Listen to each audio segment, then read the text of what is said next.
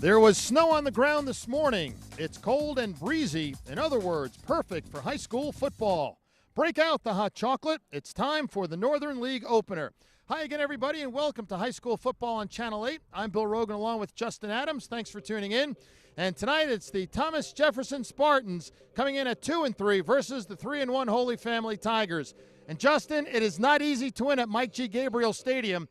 Thomas Jefferson, if they want to escape with a victory, they're going to have to contain dual-threat quarterback of the Tigers, David Summers. Yes, and it starts and ends with just tackling, and that's exactly what Coach Escobedo was talking about for his team today. You have to wrap up David Summers. If you do not, it's going to be a long night for the Spartans. And Holy Family, they want to play a complete 48 minutes. That was something that Coach Gabriel was talking about all season long, is playing 48 minutes no matter the opponent. This is a great start, especially going into conference play. And could weather be a factor? Always is, especially when it's a little bit cold, but this is football weather, so you have to play in the elements. Starting lineups in the opening kickoff coming up next. It's Thomas Jefferson versus Holy Family. Thank you.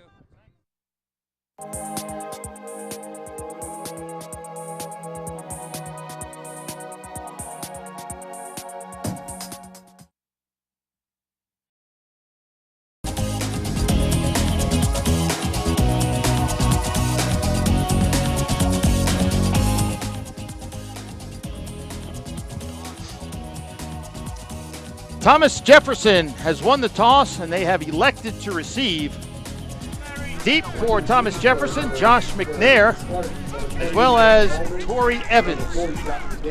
And kicking off for Holy Family will be Marco Leonardo, the senior kicker, number 14. 39 degrees at kickoff. Thomas Jefferson in white. Holy Family in the gold helmets, purple tops, and black pants.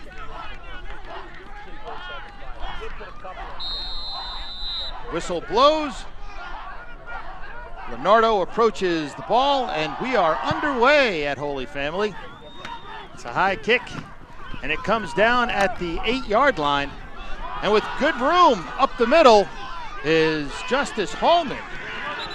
He gets taken down at the 44-yard line. So good field position for the Spartans. That's exactly what you want to start the game, especially for Coach Escobedo. You want that type of start for this team. Starting offensive lineup for Thomas Jefferson, Obed Munoz, 5'7", 165-pound junior is the quarterback. And that there is, unfortunately, that's the Holy Family offense right there. We'll get the rest of the starters in a second. Justice Hallman is the tailback. Holt and Evans are the wideouts along with McNair. They run a spread, and the give goes to Hallman, and he gets stacked up, maybe loses a yard.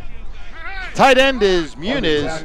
The tackles, Sells and Felipe, Vasilko and Fieber on the offensive line. Fieber is the center, and Madera is the right guard. Actually, Madera is not here tonight. The right guard is Reese Bossman. Slight loss on the play. It'll be second down and 11.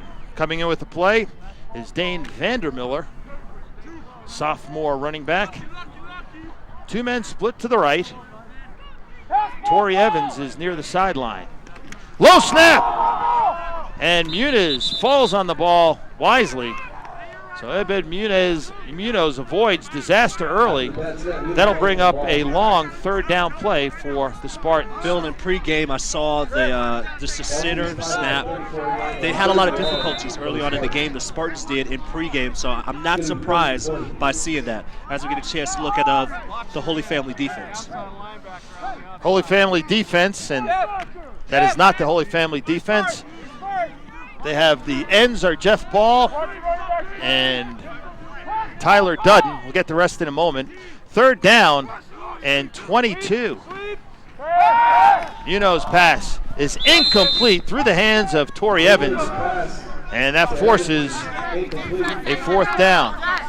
The tackles are Clements and Erb. The nose guard is Leonardo. The linebackers are Molander and Lavoie. The corners, Summers and Russo. Young Green and Dinsmore are the safeties. And moving deep is Chris Helbig to receive the punt. Not the way that Thomas Jefferson wanted to start off the game after a great return You lose 10 yards, and now you have to punt on the 3 and out. And the punt is off the side of the foot of McNair, and it rolls dead at the 46-yard line. So that is where the Tigers will take over. So both teams starting out with good field position. Thomas Jefferson couldn't do anything with their first possession, and we'll see what the Tigers can do. Holy Family offense, David Summers is the quarterback, David Johnson the fullback, Young Green is the tailback, Jeff Ball is the flanker, split end is Buderis. And up front, it's Dudden, Clements, Leonardo, White, and Erb. Not a lot of instant replays will happen here on this offense because you'll see a lot of no huddle. Similar offense that Holy Family is starting out to same that Thomas Jefferson had. Summers goes deep with the first play, and it's intercepted by McNair at the 26-yard line. So the first turnover of the night belongs to Thomas Jefferson. And that's a case where the safety stayed home, read the play, and made it. Well, you just have a single safety on the defense as you look at Summers throws the ball up there, and then it's just a little bit of a wobbler. He didn't get all that he wanted on that football, and that's just an easy interception. Kind of like, well, just taking a punt, just getting a punt return. Ball just lofted up in the air, so Thomas Jefferson gets the first turnover of the game. And, Bill, we always talk about if you turn over the ball, you'll lose. And this is something that Thomas Jefferson needs, especially is to get turnovers early in the game to get their offense going. Justin Harper is the running back alongside of Obed Munoz. Munoz keeps, breaks one tackle, picks up some good yardage, and he is down at the 36-yard line, close to a first down. And we have a penalty marker on the play. On the tackle for Holy Family was Zach Mollendor. I tell you, Munoz is listed at 5'7". That might be stretching him out a bit. Here, I'm going to take you to a name, Bill. Remember Sean Combs? He played for Broomfield last year. The guy was 5'6", played a little quarterback. Yes. Very, very small guy. I don't know if Munoz is taller than him. He's listed at 5'7". That's generous. I would say he's maybe a little bit shorter. Looks very generous. So it'll be 2nd down and 20 after a holding penalty. And Harper gets the ball. Good cut up the middle. Harper in the clear. And Harper is taken down after a 25-yard gain and a first down.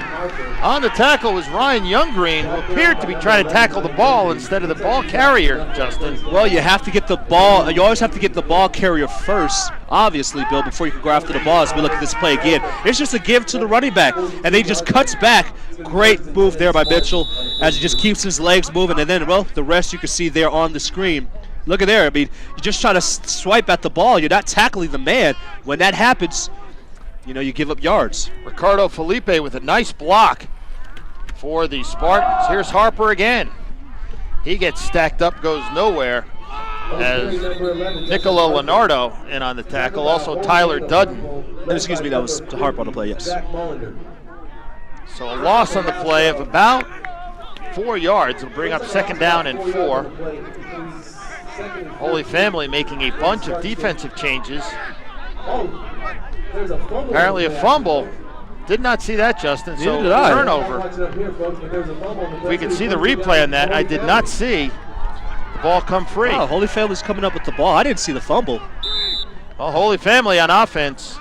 We'll get that after this play. Yeah, we'll take a look at the replay after 1st and 10 on the 38. Summers keeps and goes down. He's tackled, and so was his towel. And let's go back to the previous play, the turnover. So each team with 1 turnover. Okay, well, there you go. You see the give there. And I don't see anything as of yet. You know what? It could be something where it was in the scrum when the ball was lost as he was being taken down. If you look at the bottom of the screen, if we could have that one more time, you can see actually the ball come out.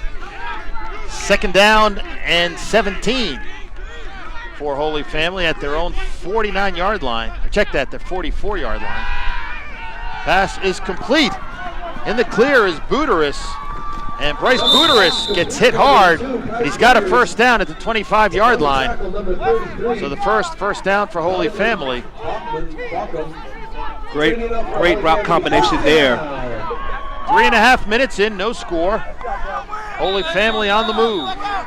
Here's that no-huddle offense again, Bill. Summers will keep. Spun around, but he keeps going. Summers tackled inside the 5-yard line.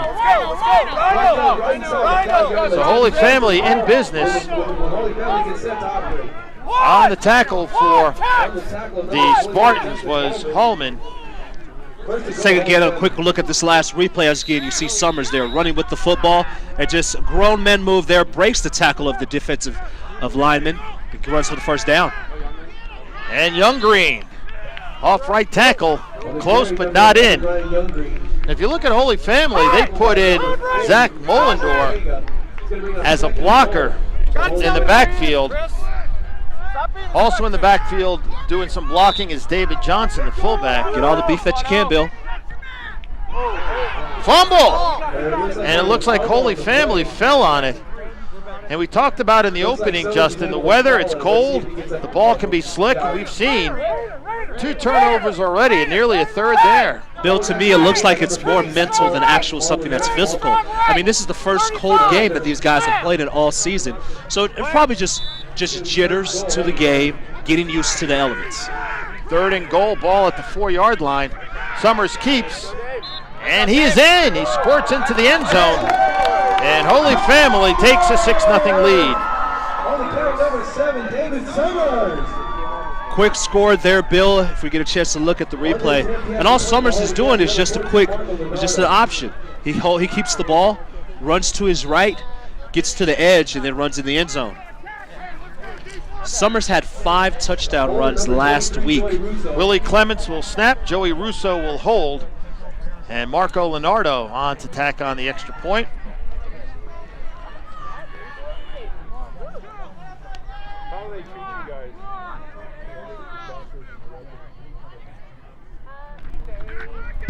And it's blocked.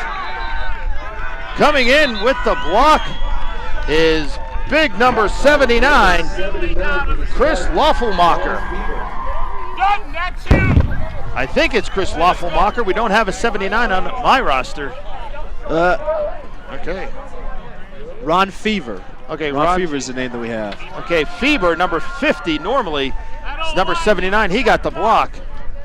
Right in the breadbasket. Well, Bill, I don't care what number he is. He's a big man, and he got that ball, I'll tell you that. That was a 5-play, 37-yard drive, taking 1:51 off the clock, off the turnover, and Summers with the 4-yard run. We'll take another look at that blocked extra point. Okay, we're taking a look here at the touchdown. And again, you just see this is what makes Summers special, especially at the 3A level, is that he's a dual threat quarterback, the type of guy that could take it in with his arm, that could throw it in with his arm, and also take it in with his legs.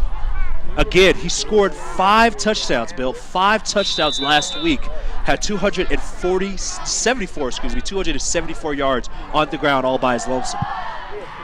Justice Hallman has the ball at his 5, drops it to the 10. He gets it out close to the 20-yard line before he's knocked down and backwards. Not a bad return considering that he muffed it at first. Well, let's also remember that Hallman is a freshman, so he's, again, getting used to playing at the varsity level. So it's going to take him a little bit. Even though we're halfway to the season, it will take freshmen time in order to get used to playing at this level. This is a natural grass surface. It is not an artificial turf field. And we do see more and more teams playing on the field turf. And Holy Family head coach Mike Gabriel, now in his 6th year, said they'll never go to the fake grass here at Holy Family. And he said that there are so few grass fields now, he thinks it's an advantage for his Tigers. Sure, and if you could get any type of advantage, you can. Why not keep it? Munoz calling signals, and the ball is loose. And it'll be 2nd down, recovered by the Spartans. Justin, we've seen a couple of bad snaps already. We saw it in warm-ups. They were having difficulty. Why don't they put the quarterback under center? Well, that's a great question there, Bill. But here's another thing also, is that Munoz, this is his first game of the season. So, you know, you may not have had that much time to practice that. And also, we were just talking about the turf. Well, anytime you play on grass, it's a little more slick, it's a little more wet. That could be a reason why the center cannot get the ball up to the quarterback. In the backfield, it's Vandermiller and Harper. Munoz keeps. Munoz gets punched down at the 16-yard line. Matthew Erb in on the stop. Also Nicola Leonardo. Now y'all throwing this one at you, Justin. It's a very short quarterback. Maybe the center is thinking, I can't snap it over his head, so I'll keep it low. And by doing that, he's altered his normal way of snapping the football. Sure, possibly. We don't know what the other quarterback, how tall he was. Again, Tate Blaze, he was released from the team last week. So we don't know how tall he was, and that could be something that is playing into the mind of the center. 3rd and 15, ball at the 15-yard line of the Spartans. Munoz rolls. There you go. He's in trouble. And is it a safety? It's right at the goal line. Oh. 4th down, just outside the goal line. And there's a case where you know that Jesus Escobedo, the head coach of Thomas Jefferson, was thinking, get rid of the ball. Get rid of the ball, get down, do anything but do not get tackled into the end zone. And look at this quarterback, Munoz. He looks like almost like a guy who's like Doug Flutie running around there back there. He gets hit, and to me, it looks like he got hit in the end zone. But again, here's the rule. If any part of his body is outside of the end zone with the football, that is not a safety. McNair gets the punt away. Fair catch called by Helbig at the 31-yard line. So a 30-yard punt. And in business, Holy Family.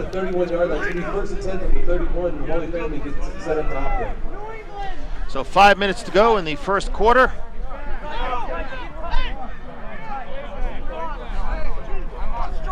And Holy Family has the ball for the 3rd time. David Summers fakes. Downfield, he's got a man open. It is complete for the touchdown, Jeff Ball. It's too easy. A 31-yard connection. Summers to Ball, and it's now 12-0 Holy Family. Summers, his 8th touchdown pass, and the 2nd TD reception for Ball. And they're going to go for 2, it appears, after the previous extra point was blocked. Well, you have to get the score back to the traditional 14, you know. So why not go for it? Summers in shotgun. Over the middle, complete touchdown for Bryce Buteris, or I should say 2-point conversion. So the extra point, you can forget the missed one. As Holy Family tacks on 2, it's 14-0. Well, let's go and take a look at this replay, Bill. Again, it's just nothing but a simple boot right. As you see the defensive end crash down. And by that chance, you're already done. You're already done with the play. And then just a great pass there by Summers as the ball is caught. And then just ran in for the rest of the way by Jeff Ball. So it's just a simple play. It's just a simple boot to the right. Rough touchdown celebration for Jeff Ball. It is. Thrown to the grass. Well in the end zone. I tell you what, though, if Ball is thrown in the end zone like that 4 or 5 more times, I don't think he would mind at all. No. And we'll take a look at the 2-point play. Sure, just a simple play, just a simple seam right up the middle. The ball's a little wobbly, but it does fall right into the hands of Buteros as he's in the back of the end zone. So you get the 2-point conversion. Now you're up 14-0, and let's see if Holy Family can continue to put on the pressure on the Thomas Jefferson Spartans. Donovan Baucom just missed deflecting that 2-point pass. So Leonardo boots it away again. And it's McNair at the 4. McNair sees a seam and gets out to the 22-yard line before he is dropped. Nice tackle by Brian Almeida. Also, Julian Prieto. Bill, one thing that Coach Escobedo would talk about, especially to his kick returner, is that you can't hold the ball so low, kind of like a loaf of bread. You have to hold it up high and tight. Another thing is, don't wait for the hold to start. You go and get there. And so he was a little tipping just a little bit, go at full speed. That's something that he was talking about earlier in this game, is don't think, just play at your best, at your best. 4:45 to go first quarter. Tigers lead the Spartans 14-0. See if TJ can get something going. Here is Hallman. Check that, Harper. Harper strung out and gets taken down after a gain of a yard. It'll be 2nd down and 2. Jeff Ball, who caught the touchdown pass, makes the tackle.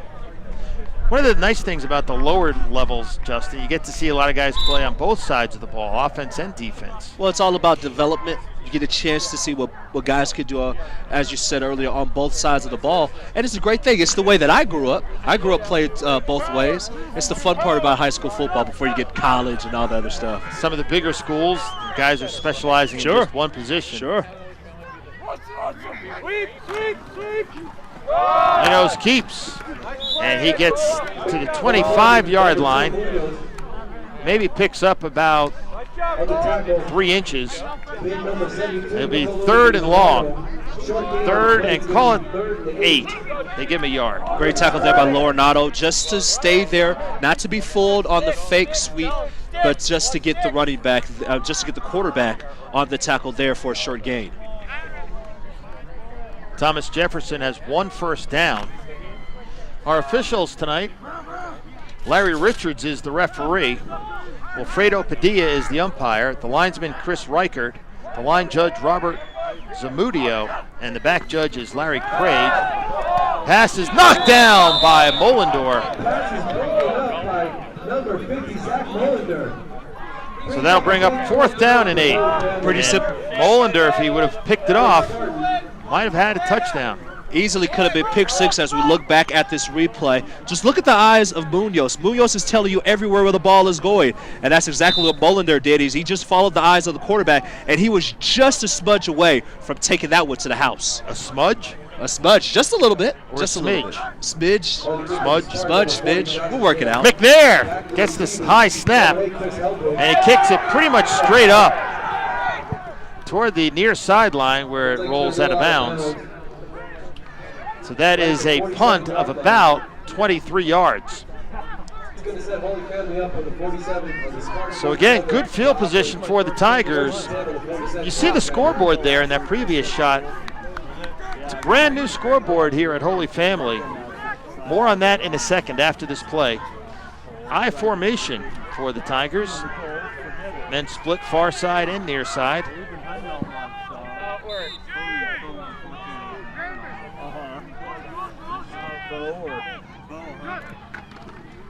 And the handoff. Ball is loose. Summers picks it up. And a loss of 2 on the play. The handoff was to Chanson Segeth. So that'll be 2nd down and 12. First game we did here this year, Holy Family beat Faith Christian. And I noticed there were some light bulbs burned out on the scoreboard. And jokingly I said the athletic director, Ben Peterson, needs to change some light bulbs here. Handoff to Johnson up the middle.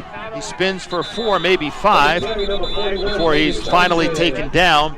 Fieber on the tackle.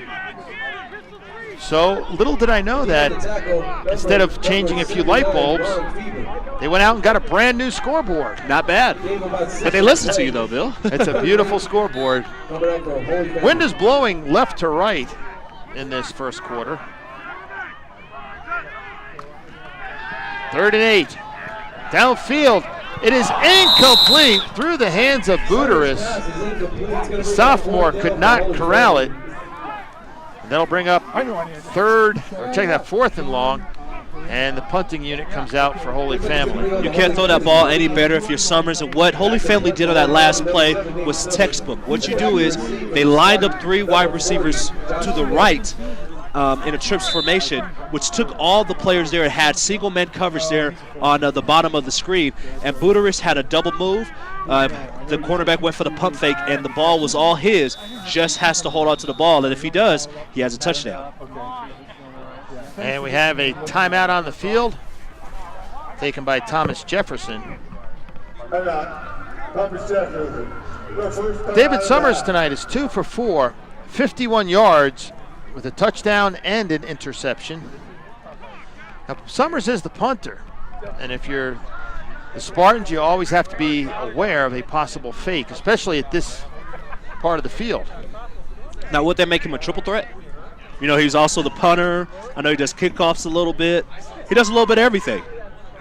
Our next game will be Montbello at Broomfield. And Justin, you are a Montbello grad. You played football there. You know it. And then Ralston Valley at Legacy. That's a good one. You have later this month. 2 great games, and I tell you what, there are exciting games that we are bringing to you here on Channel 8 in Broomfield, especially Montbello with the E. I always love the Montbello with the E. Hopefully we can get that taken care of. But, you know, the Montbello Warriors, they lost the game last night on Thursday night. They come into currently so far 5-1. It's going to be a great game, especially as Coach Davies has his Broomfield Eagles back going after a slow start, starting off the season 0-2. McNair is deep. 9th punt of the season for Summers. The lefty has it bounced at the 10, rolls inside the 5, and it's pounced on by Joey Russo. Terrific punt by Summers, and Thomas Jefferson will start in a hole. Minute 57 to go in the first quarter. Tigers lead at 14-0, and the Spartans looking to go 96 yards. Well, if they're going to get into this game, it's going to have to start here, but with a long drive. Give your defense a chance to rest. That's what Thomas Jefferson needs to do on this drive. You see the sideline of Holy Family. Bill, we always had a rule when I played in college is that when you're inside the 20 is that you want to get 2 first downs at the minimum. That just flips the field position. So let's see if Thomas Jefferson can do that at the least on this drive. Cyrus Brown is in at running back along with Harper. Fumble. And it'll be second down. Thomas Jefferson able to fall on it. But they have been awfully sloppy on offense, not being able to hold on to the ball. Simple plays too, Justin. Something that started in pregame and has carried over into the game. Hopefully Thomas Jefferson can get that corrected, especially now that they're back at their own goal line. I don't know if it's nerves or the weather or just carelessness, but they've got to correct that. Could be a little bit of both. Remember, this is Munoz's first game of the season. He did play 4 games last year, but again, it's a whole new year. You don't know what's going on through that mind of that junior. Munoz under center, an inverted wishbone, and the ball goes to Hallman. Check that, Harper gets the call. That was Justin Harper, just a freshman. This is a very young team. They only have about 4 seniors. There has been some attrition. And head coach Jesus Escobedo said, hey, if you're not going to do it, get it done in the classroom, if you're not going to buy into the program, we don't want you around. You got to take Bill, you got to take your lumps now, but you're trying to put in a foundation, and that's what Coach Escobedo is doing. And they have a lot of young players. 3rd down and 13 at the 1-yard line. Munoz fires downfield, incomplete, and a penalty marker flies. Pass was intended for Torrey Evans. And that would be a big break for Thomas Jefferson. Let's see what the call here as we look at the replay again. Just Munoz taking a couple steps back and just rocketing out the ball to his left. And again, Torrey going after the football. And he had it in his hands, he just lost it. But as you see there, it looks like it's going to be a pass interference penalty there on Weston Dinsmore, who just didn't look back at the ball. That was a play there, Justin. Just 3-step drop, let it fly. Let one of your athletes make a play on the ball. That might be something we'll see more of. Just get rid of the ball quickly. Especially when you have single man coverage, you have man-on-man on the outside. Why not do something like that? Put it into the hands of your athletes, especially into the senior for Thomas Jefferson. First penalty for Holy Family. It's 1st and 10. At the 16-yard line. Handoff. Not sure who received it, but it's a short gain of maybe a half yard. So Harper on the carry. Clock is winding down, and that'll do it for the first quarter of play at Holy Family. Our score, Tigers 14, Spartans nothing. Second quarter action coming up next.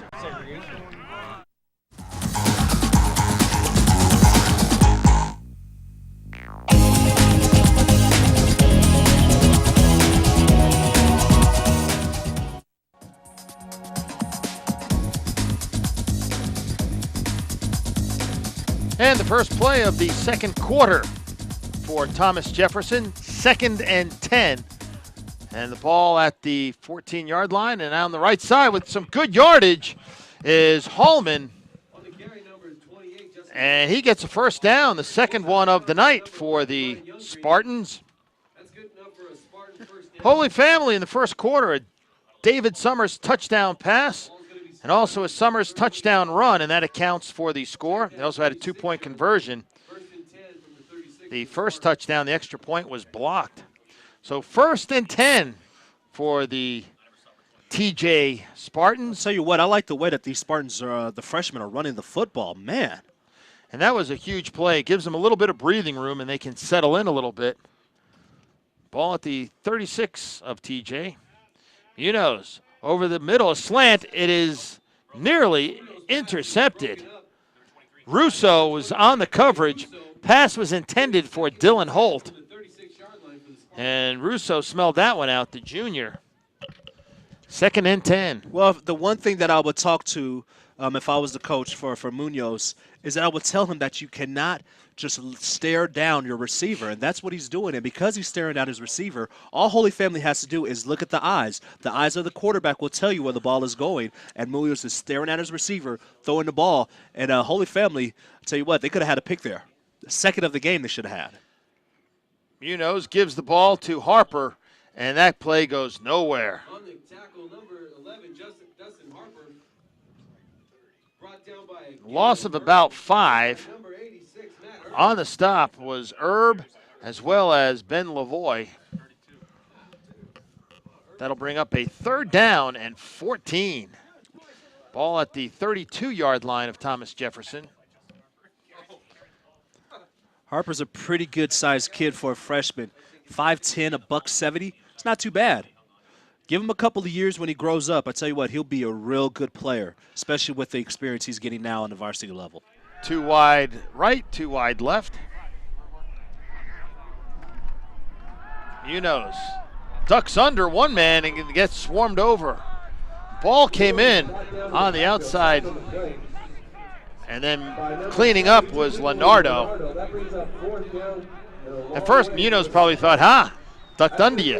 Uh-oh. Yeah, and then he saw Jeff Ball and how tall he was with his hands in the air. He ducked under him, but I tell you what, he couldn't get away for Leonardo. And he gets the sack there. And again, 3 and out. Well, not really 3 and out. TJ does what they're supposed to do. Remember, they started this drive at the 6-yard line, so at least they get the opportunity to punt it away rather comfortably. McNair, very short kick. Bounces, and it will roll out dead at the 50-yard line. So that a very short punt. Just outside the 50-yard line. So it's going to be 1st and 10 from the 49. A 25-yard punt.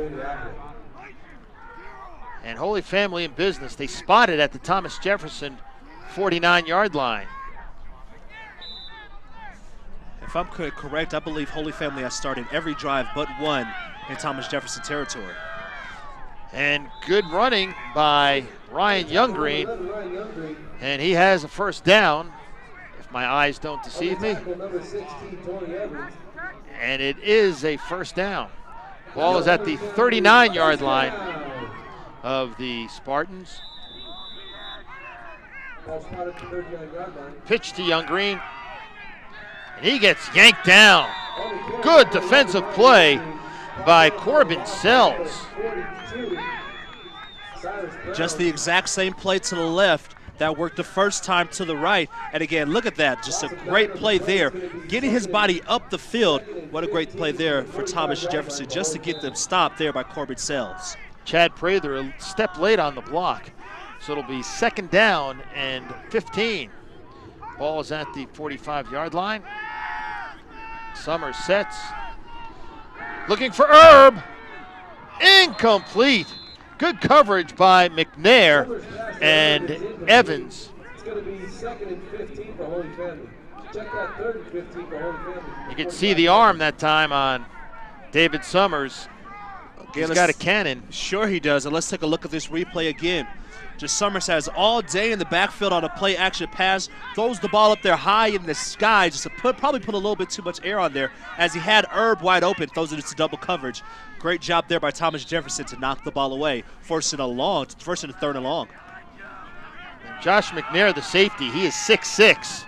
McNair comes up and makes the tackle, but there is a penalty marker on the play. And that could negate a big gain, and it will. It'll be a hold on Holy Family. Great Larry play. Richards. Number 52, 10 yards from the front of the foul. Willie Clements, the center, called on the hold. High school football, the officials never used to call out the number. This year they are. A minor change that was made. I don't think offensive linemen particularly like it. But if you're guilty, you're guilty. That's right. Third down and 25 for Holy Family. Ball at their own 46-yard line.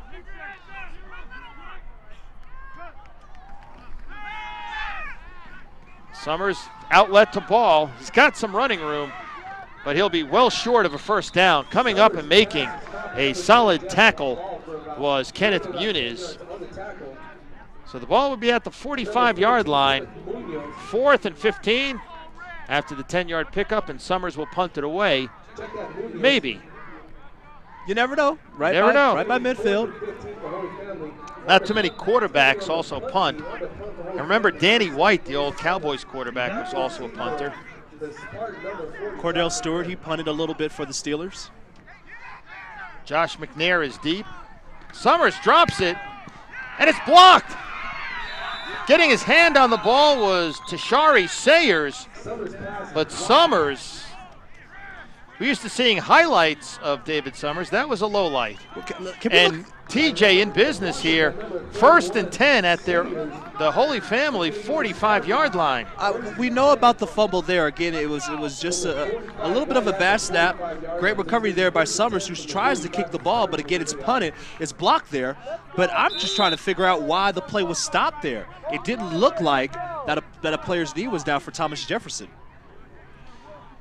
If we could get a look at that replay one more time, I would like to just take a look at that a little bit quicker. I don't know why the play was stopped. There's Mike Gabriel, the head coach of Holy Family. Let's take a look at the replay. Again, there's the block. Okay, so we see. Yeah, he's down. Sorry, Sayers again. Okay, yeah, he's down. He's down. Good call. Good call. As you say, Thomas Jefferson, they're in business. And delay of game on Thomas Jefferson. They were pretty slow getting out of the huddle on the sideline. And that's the call. Second penalty tonight for Thomas Jefferson. 15 yards they've been penalized. Ball resting at midfield. 2 men split to the far side.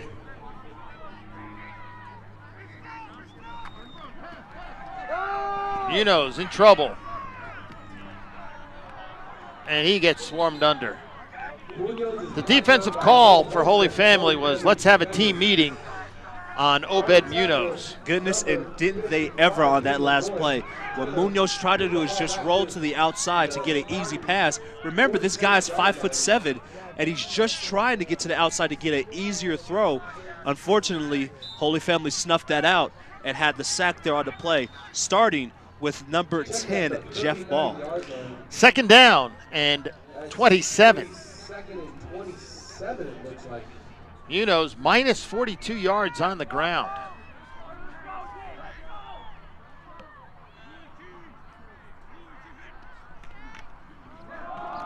Handoff up the middle to the fullback, Cyrus Brown.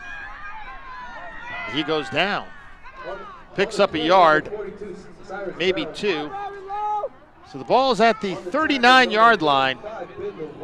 And it's still 3rd and long. 3rd and 26. Bill, you have a play out 3rd and 26 that you will call right around here, don't you? Every coach has one, right? Well, you just try to get it to a guy with speed, and maybe he can break a tackle or 2. Why not do the same thing you did at the goal line earlier for Thomas Jefferson? Have Munoz take 3 steps back and just launch it there to a wide receiver. Top of the screen will be a perfect candidate. Well, screen, there's a good call, but it was sniffed out. And it looks like Lavoie on the stop. Also in there was Zach Molander. Number 11. So Harper on the reception, but he did not pick up anything.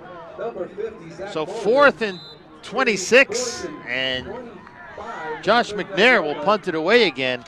And he has not had very much success. He's had punts of 17, 30, 22, and 25 yards. See if he can get his foot into this one. Helbig is deep. Another short punt, fair catch called. And the ball's dropped, and Thomas Jefferson falls on it. On the coverage was Kenneth Muniz. And Holy Family not playing that full game that Mike Gabriel wants them to. Bill, when I played at the University of Colorado, we had a great punter by the name of John Torp, and what he would do is he would have skyrocket punts. And what that would do is that would make the returner, his feet just go all over the place before he could catch it. He could never settle under the ball, and that's exactly what happened there for Holy Family. The returner couldn't get his feet under the football and tried to catch it with the fingertips of his hands and rolled off. Thomas Jefferson fell on the football, and they're back in business. 3 turnovers for the Tigers tonight, uncharacteristic. And Munoz, he's getting brutalized back there. Matthew Erb on the sack. And that'll be 2nd down and 13. It's just like it's Thanksgiving. Come back there and get a feast, and that's what Erb is doing in the backfield of Thomas Jefferson. If you're offensive coordinator, Casey Ensminger of Thomas Jefferson, what do you do? Well, you do screens. You do bubble screens, you do wide receiver screens, because the pursuit of Holy Family is going so quick into the backfield. You have to do something to offset what Holy Family is doing. Maybe a little misdirection. Run right up the gut. Middle. Yeah. Cyrus Brown chugs his way forward, picks up about 6. That'll bring up a 3rd and 7. Those are the plays that you have to do, Bill. Assisted by number 8, Chris Helbig. Helbig on the tackle. It'll be 3rd and 8.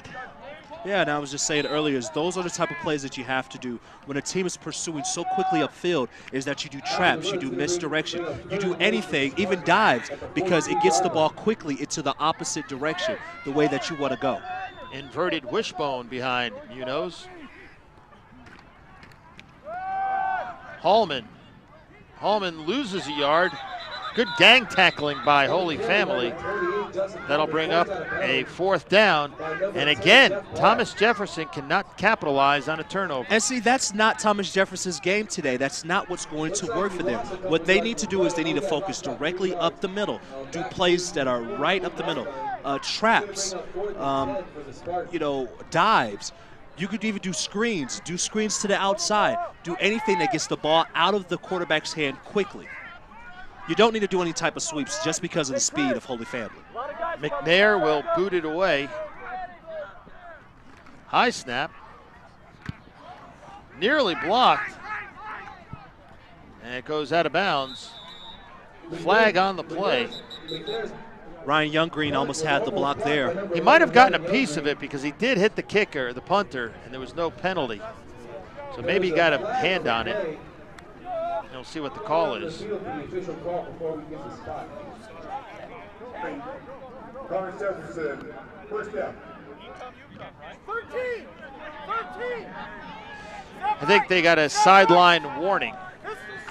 Okay. So that was what the flag was about. 1st and 10 for the Tigers. Tigers have 3 timeouts remaining. 4:03 on the game clock. So plenty of time for David Summers to operate. Summers keeps right into the teeth of the defense. He picks up a yard. On the tackle was Donovan Balcom. Making a 2-yard gain, 2nd down and 8. Ball at the 30-yard line of Holy Family. Donovan Balcom with a huge tackle. Again, talking to Coach Escobedo earlier in the game, he was saying that his defensive line is actually the highlight of this team, is their strong point. Outlet pass complete to David Johnson. He's got a 1st down out to the 44-yard line before he's chopped down on a good leg tackle by McNair. And that's good for Holy Family. First down. One of the 2 wins this year for Thomas Jefferson was against Kennedy High School. That is where head coach Jesus Escobedo was an all-state linebacker.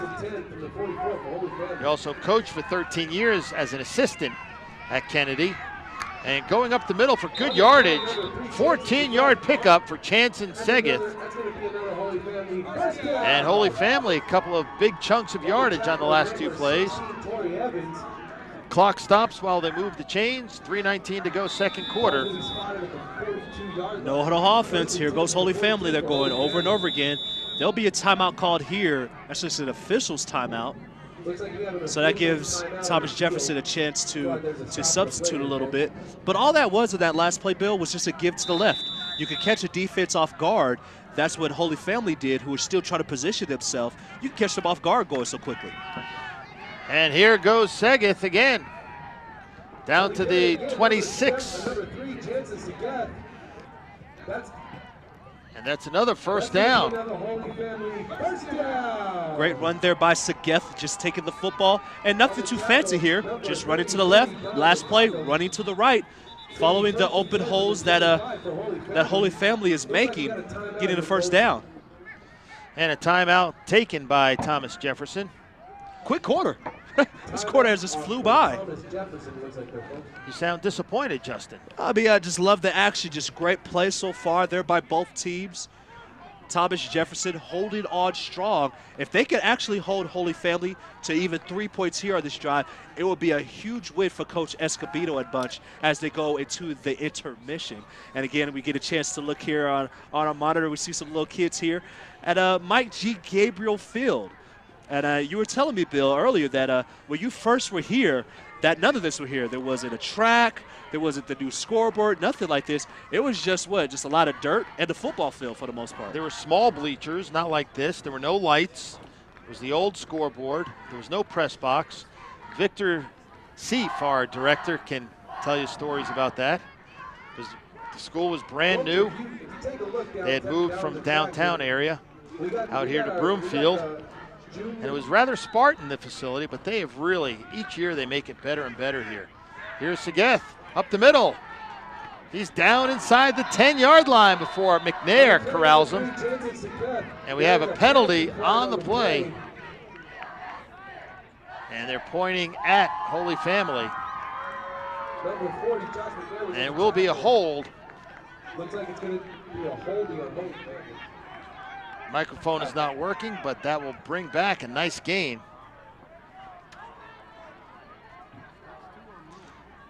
So a 10-yard penalty makes it 1st and 20. Ball at the Thomas Jefferson 35-yard line. 2:49 on the clock. Herb tight end left. Segeth again. Cut down at the 31-yard line. Oh, I think he's hurt. I think Segeth is hurt. Yeah, he got hit in the knee, and he's limping a little bit all the way off the field. He's got 3 carries for 32 yards, so that's a tough blow for Holy Family. Hopefully just a little bruise. 2 wide to the left, 3 split to the right. Empty backfield for Summers. 2nd down and 15 at the 30-yard line. Summers, he's got a man. Touchdown, Chris Helbig. And the Tigers go up by 20. Is there a flag? No, that's just a helmet. That's a helmet. Tyler Dudden lost his lid, but the play will stand, and the Tigers will attempt the extra point. 0 for 1 on extra points tonight. So we'll see if Leonardo can go 1 for 2. Can't wait to show you this replay, Bill. A lot of great things happened there. Great call there by Coach Gabriel. That is the 9th touchdown pass of the season for David Summers. 6 plays, 73 yards, taking 1:58 off the clock.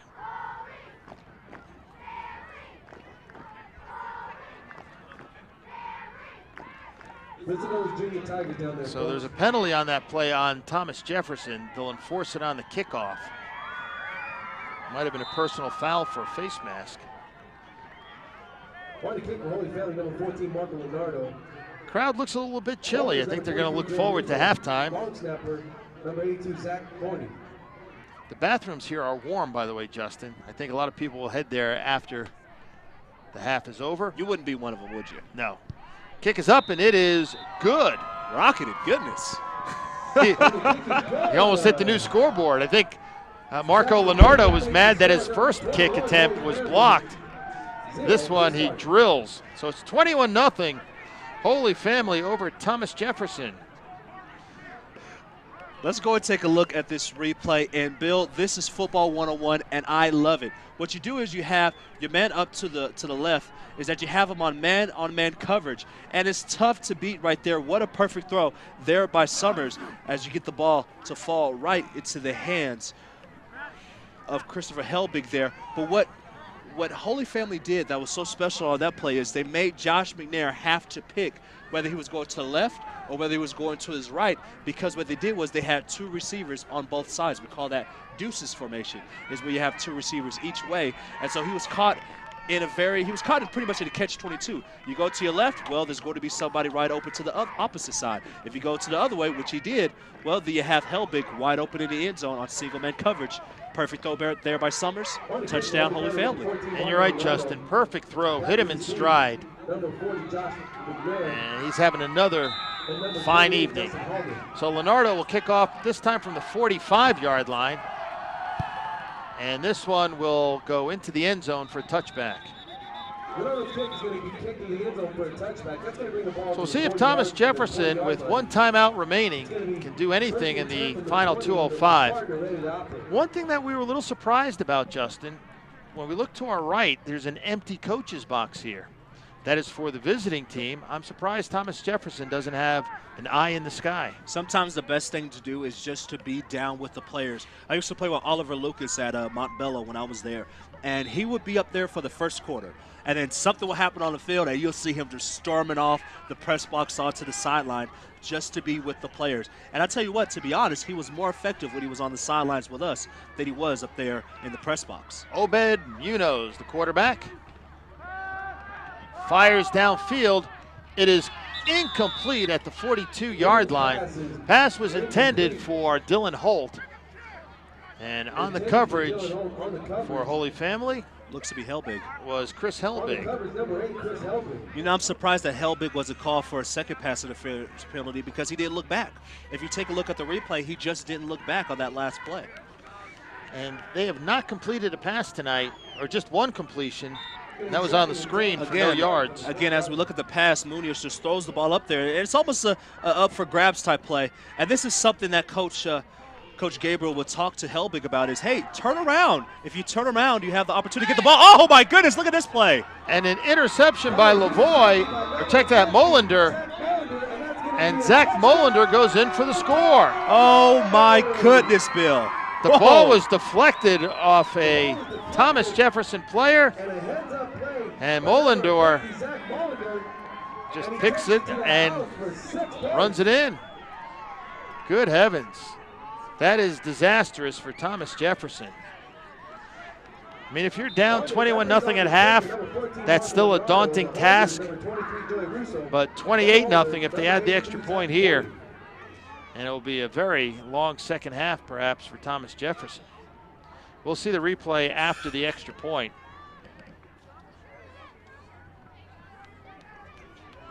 Marco Leonardo, soccer-style kicker. It is good. And the kick is good. First game of the season, Leonardo did not kick. No good. No good. Oh, they're saying no good. So 27-0. Guess he missed it wide right.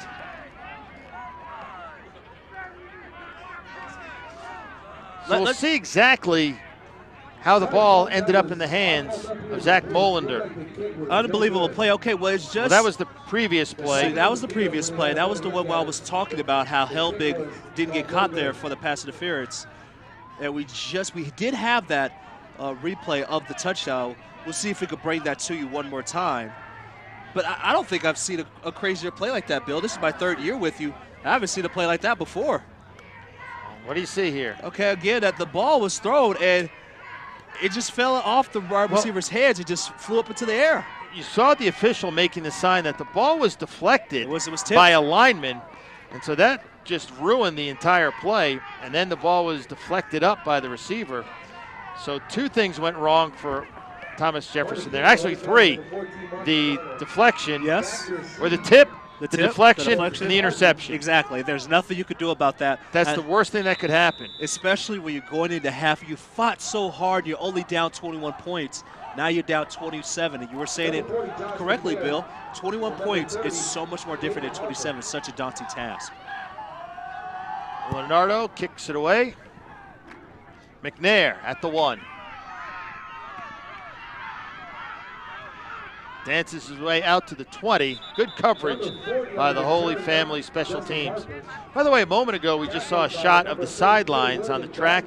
All the cheerleaders here. This might be the most cheerleaders I've ever seen at a game. Well, you have the junior cheerleaders here for Holy Family, and they're just having a good time. They don't care that it's cold outside. No, they just want to move around. They're jumping around because it's cold. Well, that's why. There you go. Looks like you got the ball back out to the 20-yard line. Ball gonna be Again, I'm interested to see what Coach Escobedo will dial up here. I tell you what, left.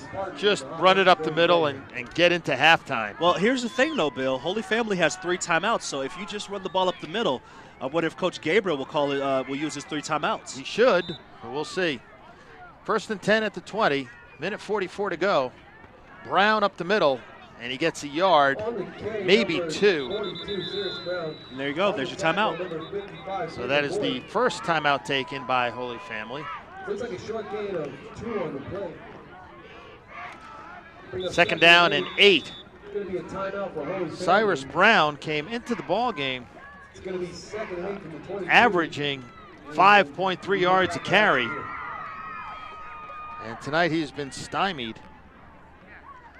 Brown has 3 carries for just 9 yards.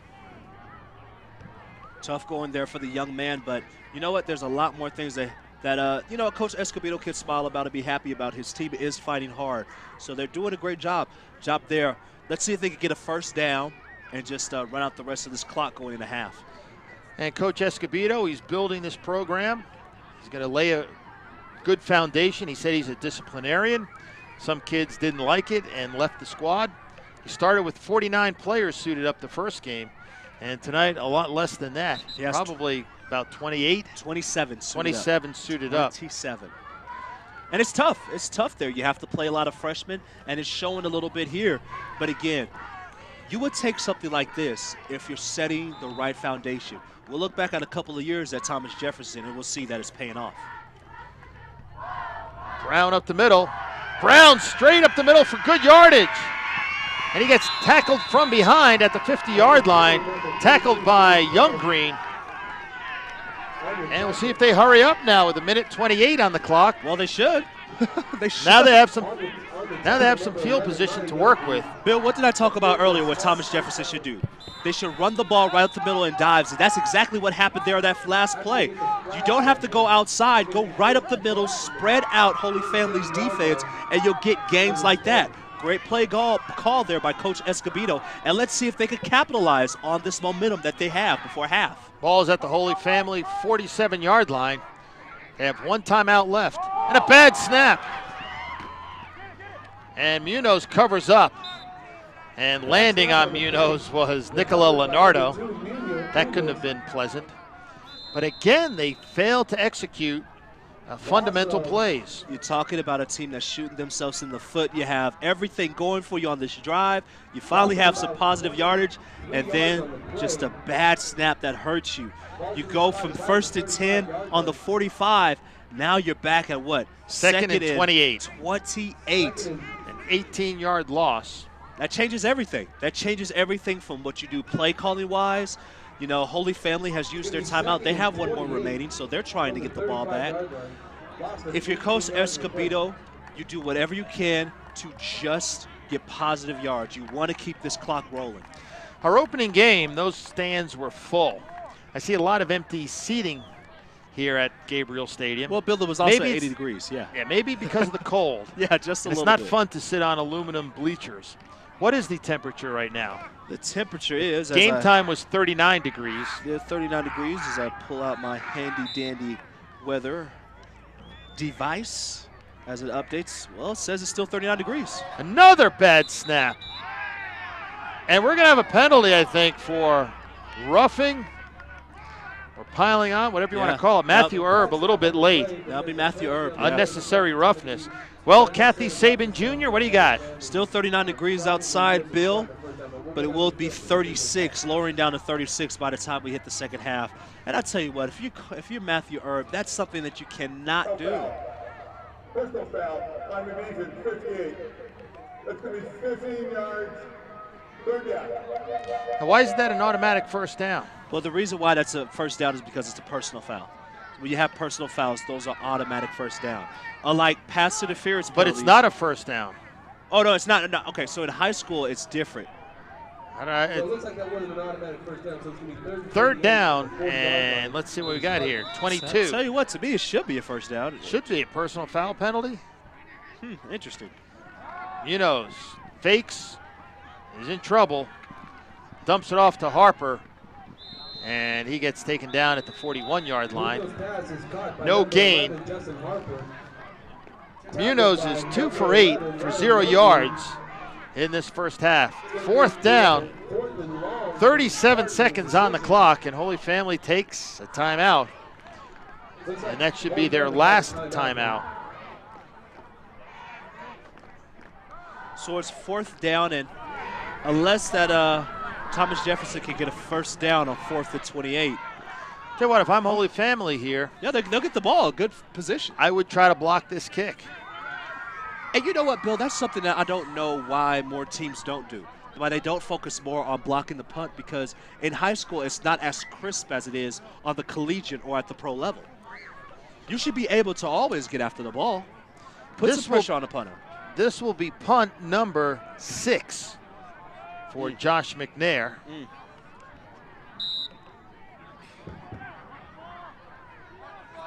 Actually, they're going to go for it. I don't blame you. I do. This is not a smart move. Well, what did Coach Escobedo said earlier in this game? We have nothing to lose. And he's playing that way. I like the aggressive call. Going to launch it deep. It's complete. Close to a first down. I tell you, that's a great call. Yeah, well, you know, what can I say, Bill? There's a reason why I play college, okay? But I'll say this.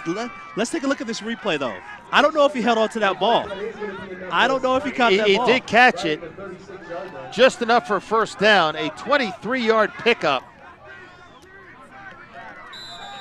Actually, a 25-yard pickup. Oh, he dropped it. Bill, he dropped the ball. Downfield, it is incomplete. Well, let's take another look at that. I did not see the replay. Let's take another look at the replay, and I'll tell you, when the ball is caught by Dylan Holt, he has it in his grasp at first, and then you'll see it just trickle down and hit the ground. Take a look at this. He catches it, and it falls out of his grasp, and he just falls on the ball. He sits on the ball like a bird sits on an egg. That's what he did right there. And Mike Gabriel did not throw the red flag. Oh, wait. Oh, wait, it's high school. But you're right, if that was an NFL game, I think we'd have that reversed. Yeah, they complete. Second down and 10, 19 seconds left. Ball's at the 36-yard line of Holy Family. And some movement on the offensive line. Yeah. That'll cost them 5 yards. And Thomas Jefferson now penalized 4 times for 25 yards. Seems like every time Thomas Jefferson has something positive going, they just shoot themselves in the foot. It reminds me of a song, 2 steps forward, 2 steps back. It's the way that that's happening right now. That's the story of the game right now for Thomas Jefferson. So second down and 15, ball at the 41 of Holy Family. Now you know about that song, right, Bill? I didn't just pull it out. I don't know that song. Really? Who is the singer? I believe that's Paula Abdul, if I'm not miscorrect. You know Paula Abdul. You know. Paula Abdul-Jabbar, right? Munoz, look out. Oh, good heavens. He's getting destroyed back there tonight. Ball and Lavoie. They decide to have a Munoz sandwich, and that'll do it for the half. So at the break, Holy Family dominating. It's the Tigers 27 and the Spartans nothing. Bill Rogan along with Justin Adams. You're watching high school football on Channel 8. And when we come back, we'll have some halftime stats and the start of the third quarter of play from Holy Family High School. Thank you.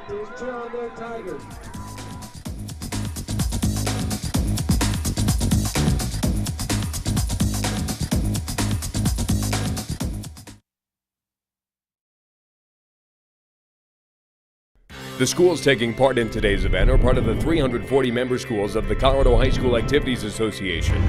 As members, we promote and protect the privilege of participation in interscholastic activities. We also promote lifetime values like respect, hard work, teamwork, and sporting behavior. We help reach and motivate students. We develop policies as a group as a responsibility of membership.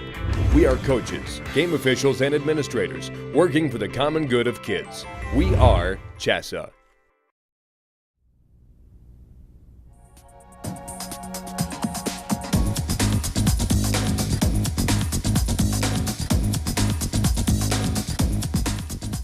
And there's the score, 27-0 in favor of Holy Family over Thomas Jefferson.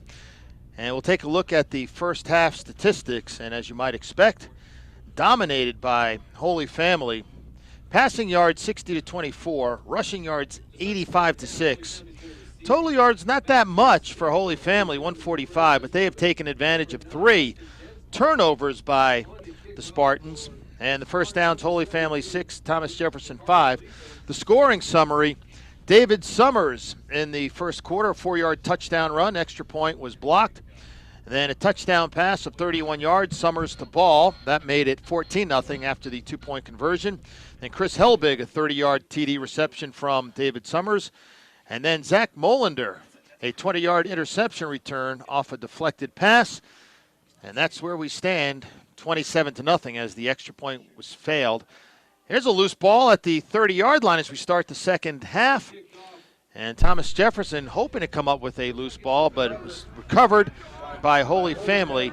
The man on the cover was Julian Prieto. So at the 31-yard line is where Holy Family will start the second half. Tigers this year 3-1 on the season. We saw them beat Faith Christian handily here opening night, 42-16. That was on August 30th, and it was a lot warmer that night than it is tonight. And taken down in the backfield is David Johnson. Or check that, Ryan Younggreen.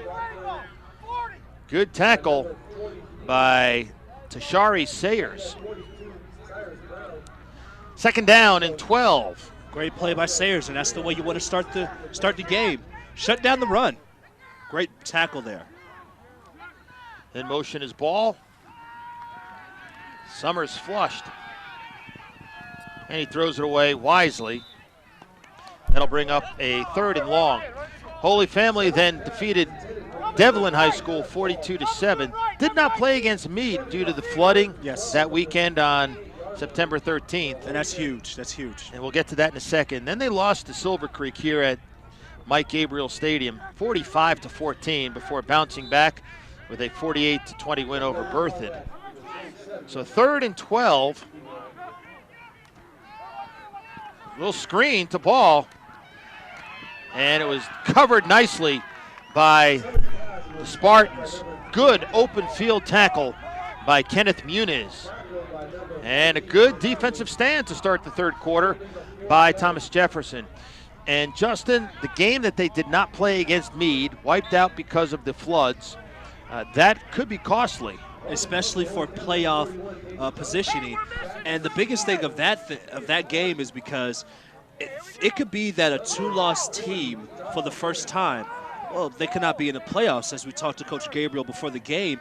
And that's what you want. You want playoff positioning, you want playoff standings. You have the wild card points here, and that would really hurt Holy Family. So they have to treat every game like it's a must-win in order to get to the postseason. David Johnson's punt rolls dead at the Thomas Jefferson 37-yard line. That was Johnson's first punt of the night and 10th punt this year. And it's a punt of about, let's see here, 36 yards. Not a bad start there for Coach Escobedo. 3 and out, just exactly what the doctor ordered. And now Thomas Jefferson gets the ball. Let's see what they could do on their first possession of the second half. Penalty on Holy Family was declined. So here come the Spartans. 1st and 10 at the 37-yard line. Again, they only accumulated 30 yards of total offense in that first half. Under center is Munoz, and he gives the ball to Cyrus Brown, who gets it across the 40-yard line. Gain of 2, maybe 3. That'll bring up a 2nd down and 3. Lavoie on the tackle. Now, how better is that than dropping back and having your quarterback get hit by Matthew Erb, by Ball? You just run the ball up the middle, you get positive yards, and that's what you want if you're Thomas Jefferson. You want to make 2nd and short, 3rd and shorter, and then convert that and keep going on down the field until you score. 3 backs behind Munoz, and he gives it to Justin Harper and Matthew Erb on the tackle. Good penetration by the defensive front of Holy Family. By the way, rushing tonight, Obed Munoz, 12 rushes, minus 86 yards. Wow. Wow. So even if he rips off an 85-yard run, he'll still be minus for the night. Yes. And if he has an 87-yard run, then he'll only have 1 yard rushing. Okay. He's done a lot of scrambling tonight. Yes, he has. Again, 3 backs, that inverted wishbone. 3rd down and 7. Pitch out. Harper breaks a couple of tackles. Penalty marker on the play. Tackled by Daniel Purple. We'll let him pile off there and figure out who it was. Looks like number 77, Dante Cowell. Tempers seem to be flaring a little bit. One of the Thomas Jefferson players we just saw, Torrey Evans, very upset. Here's Larry Richards. Personal foul on the defense. That's an ejection. 15 yards. 1st down. Oh, wow. Good heavens. And Matthew Erb is the guy coming to the sideline with his hands out. I don't know if it was him. Well, who is the ejected player? Walking to the sideline. Is that Clemens? No, 53. Is Cooper Sheen. Let's take a look at that replay and see junior. what Sheen did. I wonder if we have a chance to take a look back at that last play. It'll be a 1st down for Thomas Jefferson. Let's take a look. We'll try to find 53, but an ejection. Oh, and that's why the Thomas Jefferson team was upset. Exactly. So there we see that there's a tackle there. I don't see Sheen running. Oh, there it is. Well, there he is on the ground. Oh, okay. So what Sheen did is in retaliation, he was pushed to the ground and he kicked. He kicked to the mid area of a Thomas Jefferson player. So You can't 1st do and that. 10 for TJ at the 46-yard line. And good yardage, a 1st down gain. That's Harper. Young Green and Lavoie on the stop. And it's a 1st down at the 36-yard line of Holy Family. Bill, didn't I tell you that I like the way that these freshman running backs for TJ were running the football? And that shows it right there. Definitely on that last play, just taking the football and finishing the run. And when I mean finishing the run, I mean you put your shoulders down and you run over the tackler. That's exactly what you do. Great run there. 1st and 10 for TJ. Great job by Harper. Woo! Harper again. Erb on the stop, and the rest of his teammates. 8 of the 11 defensive players for Holy Family in on that tackle. Bill, what has worked here for Thomas Jefferson? Run the ball. But where? Not on the outside. You don't do pitches Up on the the middle. outside. Up the middle. Why does it work up the middle? Because the pursuit. A Holy Family likes the pursuit, especially from the outside. They have more speed. You have younger guys here for Thomas Jefferson. What you do is you run the ball between the tackles. You don't want to go outside of that. When you do, you're getting negative yards. Keep it in between the tackles. And Ron Fieber, their center, is 6'1", 245, a big kid. Brown up the middle. Gets about 2. And it looks like a rugby scrum. That'll bring up 3rd and long for TJ. Now, even though that's 3rd and long, what happened? Was there any negative yards? Positive yardage. Positive yardage. That's what you want. You want anything positive for Thomas Jefferson right now. This also what it does. It keeps the clock moving. Yes, you're down by 27, but you keep on moving the ball positively in your direction. This is what you have to do on offense. You can't just roll back, do pitches, do all these things on the outside, try to go outside. You can't do that. Go to the inside. Go to what's working right now for you. 3rd and 9. Ball at the 35-yard line of Holy Family. 7:03 to go and counting. And a timeout taken by Thomas Jefferson, their first of the half. Bill Rogan along with Justin Adams at Holy Family High School. Our stat man is Connor Shreve, doing a fine job as always. Our next broadcast, I think you'll have some emotions there, Justin. Now, you have to be an unbiased commentator. I am an unbiased journalist. It'll be Montbello in 2 weeks against Broomfield. And Justin played at Montbello, and that school is going to be no more after this year. And unfortunately, it will be. But you know what? We had a homecoming. And I want to say yes, I am a graduate, as you see the schedule there. And there was the homecoming celebration. And one thing that rang out so true was that you could change the name of the school, but you can't change the name of the community or the people there. And I'm so proud of the individuals there. As we get a chance to look at the broadcasted schedule, you can watch this game on Tuesday at 2 p.m. Yeah, I would urge people to stay home, skip work, and watch the broadcast. Or prime time. Yeah, Wednesday, Thursday, watch it prime time. You can also watch it at 4 o'clock on Fridays and also at 2 on Saturday. Now, that's usually when your Notre Dame Fighting Irish play, so got to be careful with that. They play Saturday night this week. And there's a mix-up in the backfield, and that play did not work. So at the 40-yard line, a loss of 5 on the play. That'll bring up a 4th down and 13. And they were lucky they did not drop the ball as Harper and Munoz collided in the backfield. And they're going to go for it. I like this by head coach Escobedo. You have nothing Why not? To lose. Nothing to lose. Absolutely nothing Plus, to lose. your defense had a really good stand to start the 3rd quarter. Exactly. You had a 3-and-out to start off the half. Your offense is moving the ball. Does Holy Family look a little flat to you here in the 3rd quarter? They do. They do. And this is what Coach Gabriel has been talking about, is that he wanted a 48-minute game. There's a lot of points that are left on the field so far for Holy Family. They should be up well more than just 27 points. This is the 10th play of the drive. The first 9 have been runs.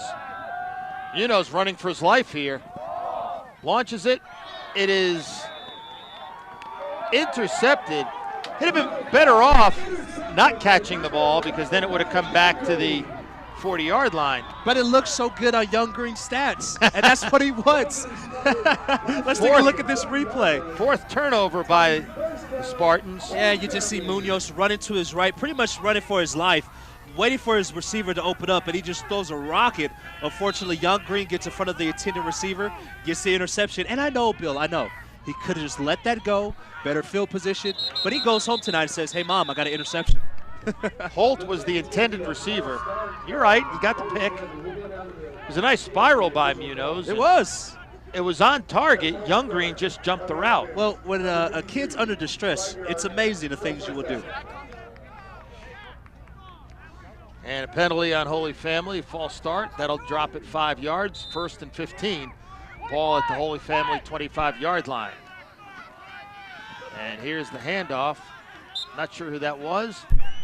I know the tackle was made by Tashari Sayers. Segeth, he had the ball there. I'm a little bit surprised too, Bill, to be honest with you, that Coach Gabriel isn't opening up the offense with the passing attack here.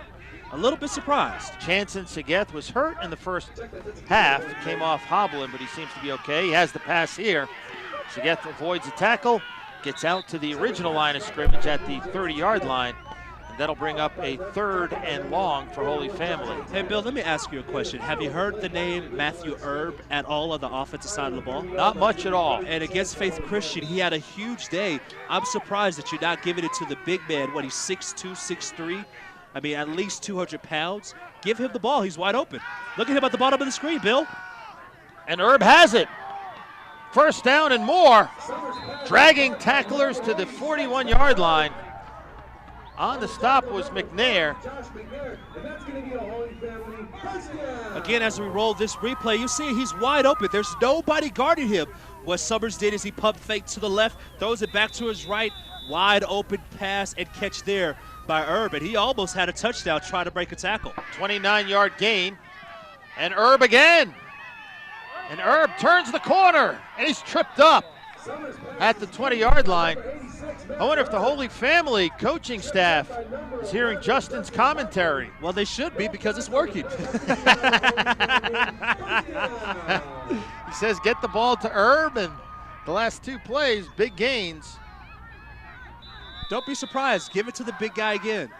That was a 14-yard gain. Summers will keep through traffic.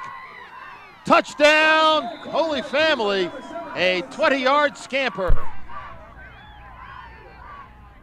We have an injured player on the field. Cyrus Brown is down on the field. He's gassed. But the Tigers, he's gassed. On the run by Summers, that is his 2nd touchdown run. He has 2 touchdown passes, so he's accounted for 4 scores.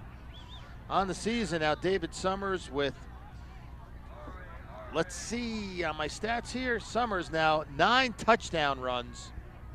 He also has 9 touchdown passes now. So he's just trying to do both. He's trying to make sure that he goes home with 9 and 9 and 10 and 10. He doesn't want the passing to outweigh the rushing. So I understand. And the crowd has gotten very quiet because of the injury to Brown. He's sitting on the 15-yard line, and they're tending to his left leg. Well, if we have a chance, if we could look at the replay and see exactly what happened here to Brown. And it looked pretty early on the play that he just went down on the ground. Initially, I don't know if it's a cramp because of the last couple of plays, because of what No Huddle has done, or if there is something serious going on with his legs. So, yeah, we'll take a look at that touchdown run by David Summers. Definitely you see Summers there, and just again, we see Brown going after the tackle, and no, he just tripped up. It looked like an innocuous play, and there's Summers shedding tacklers. When you get tired, you tend to arm tackle. Exactly. And that was the case there. So hopefully Brown is all right. He's standing up. Yeah. Looks like a cramp to me. And that's it. Yeah, I could tell by that walk. That's a cramp. That's a cramp, Bill. Not too often kids get cramps on cold nights like this. Well, Bill, get dehydrated? Yes, you still get dehydrated because you don't take in as many fluids as you normally would. So people usually think that, well, when it's hot, that's the only time that you can get dehydrated. It's not so. Your body still is, 70% water. You need to make sure that you continue to replenish it throughout the game. Leonardo will attempt the extra point. Summers tonight, 9 of 13 passing. 2 touchdowns and an interception. Another block. Holy Family has missed 3 extra points tonight. Very uncharacteristic of the Tigers. Summers, 7 rushes, 35 yards, and 2 touchdowns. And we hear the cannon go off again. Interesting story about the cannon, Justin. Yeah, the cannon there by Bob, and please help me out the last Bob name. Harder. Bob Harder. So what Bob Harder is, what happened is he had his daughter. She went to Holy Family, and now 4 years ago. 4 years ago. Now she has a full ride scholarship to Marquette University in Milwaukee. Well, she asked earlier, "Hey, well, Dad, could you come? I know that you know you." Well, have she told cannons. Holy Family they were looking for a cannon, and she happened to say, "Yeah, my dad has a cannon." Oh, really? Bring him down. So he came down, and after his daughter graduated, they said, "Keep coming down." So, well, he's here with the cannon. That's the smoke you may see. If we can get a shot of the right goal post, you see smoke hovering over it. And the best part about the story is that not only is Bob's daughter going to Marquette on a full ride scholarship, he doesn't have to pay for housing either. So it allows him to make an even bigger cannon. It must be nice to be Bob these days, huh? I believe she's a resident assistant. That is, yes. Yeah, so. RA.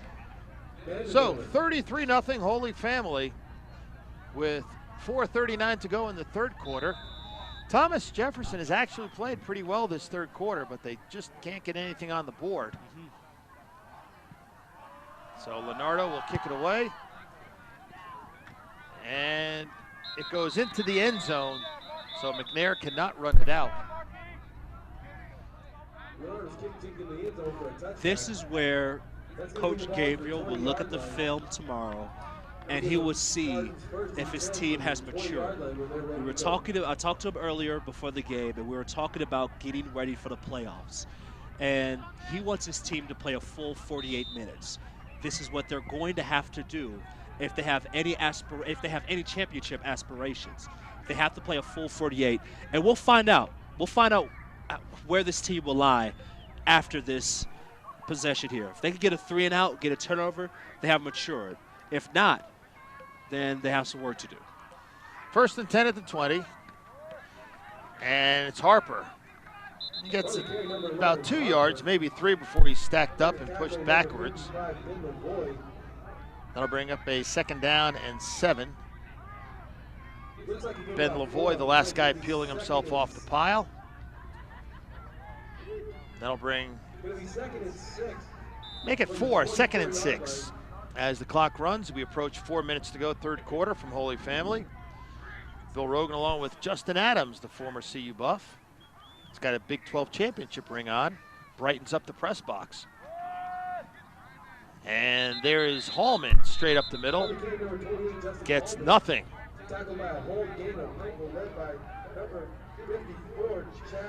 3rd down and long. Hallman 5 carries for 49 yards. He had a big carry in that first half, late in the half. Coming to the near side is Holt. You have single man coverage. You give the ball to Holt. He throws it. Ball to Holt. He has it, and he drops it. He had it in his hands, and he smacks the ground in anger and disgust. Dylan Holt, the freshman, 6'3", $175, had the ball in his hands and had everything that he wanted. It was a back-shorted pass, thrown right at him, and he just missed it, just fell outside of his hands. And 3-and-out, just what the doctor ordered there for Holy Family. And Josh McNair, 6'6", 200-pound basketball player, playing football this fall, and he'll have another punt. And he's going to keep it. And he's got good yardage. He's got a 1st down and more. Out of bounds inside Holy Family territory. And Justin, I don't know if that was a design fake, but it worked. I'll take it. Great play there by Thomas Jefferson, And we see there, it looked like, well, he's just going to do a regular punt. And he goes to the outside, evades one tackler, and then he's off to the races. And Holy Family's just not prepared for that. I'd like to see him tuck the ball away better. Well, carried it like it's a little bit of a loaf of bread. That's something that you can correct during practice, but a great play there by Thomas Jefferson to get a 1st down. What a nice run there by Josh McNair. Dominic Villano was coming in to try to block it, had some pressure. Thought he could have gotten the punt away, but instead he took off and it paid off. Well, you know what? But that's a great thing there for Holy Family, because Coach Gabriel will go back into the film session and say, we cannot take the foot off the gas no matter who we play. Cyrus Brown, he is okay. If you remember previous possession by Holy Family, he left with an injured left leg. Like you said, it looked like a cramp. Probably massaged it up a little bit. Drink some fluids, and he gets 6 yards. Great run there. Again, it's running right up the middle, Bill. It's not doing anything to the outside. We're not trying to do any sweeps, no pitches, no jet sweeps, nothing like that. Let's just take it up the middle. That's the advantage that Thomas Jefferson has over Holy Family in this game, is right between the tackles. Honestly, right between the guards. Hallman, Brown, and Harper, the 3 backs. And it's Harper, and Lavoie wraps him up. One thing that Holy Family has done very well tonight, they have swarmed to the football on defense. Well, it's almost predictable offensive play a little bit, but Holy Family is doing a great job going after the football, going after the tackle, and that's exactly what Coach Gabriel wants his team to do. And that's what they're going to have to do from this point on in conference play. The biggest thing that Coach Gabriel wants this season, not only is a state championship, that's everybody's goal, but this team hasn't won a conference title in a long time. He wants that this season. So 3rd and 5, maybe 6. Minute 45 to go, 3rd quarter. And here's Harper digging, and it's going to be close to the first down. Justin Harper, a freshman. They do have some good, young, talented players. And Justin, I don't know if you were in the same situation ever in your career as Thomas Jefferson, but these can be good learning lessons. You can tell your young kids, okay, kind of got beat up tonight, but guess what? You get a chance at them again and again and again. Nothing replaces experience. Nothing replaces reps. And that's what these guys are getting at this level now. I'm telling you, they're going to be something. 4th and less than a yard, quarterback keep. Penalty marker, and the pile moves forward. Goodness. First down. But again, there's a penalty on the play. They're still fired up, the coaching staff of Thomas Jefferson. You like to see that. Here's Larry Richards, our referee.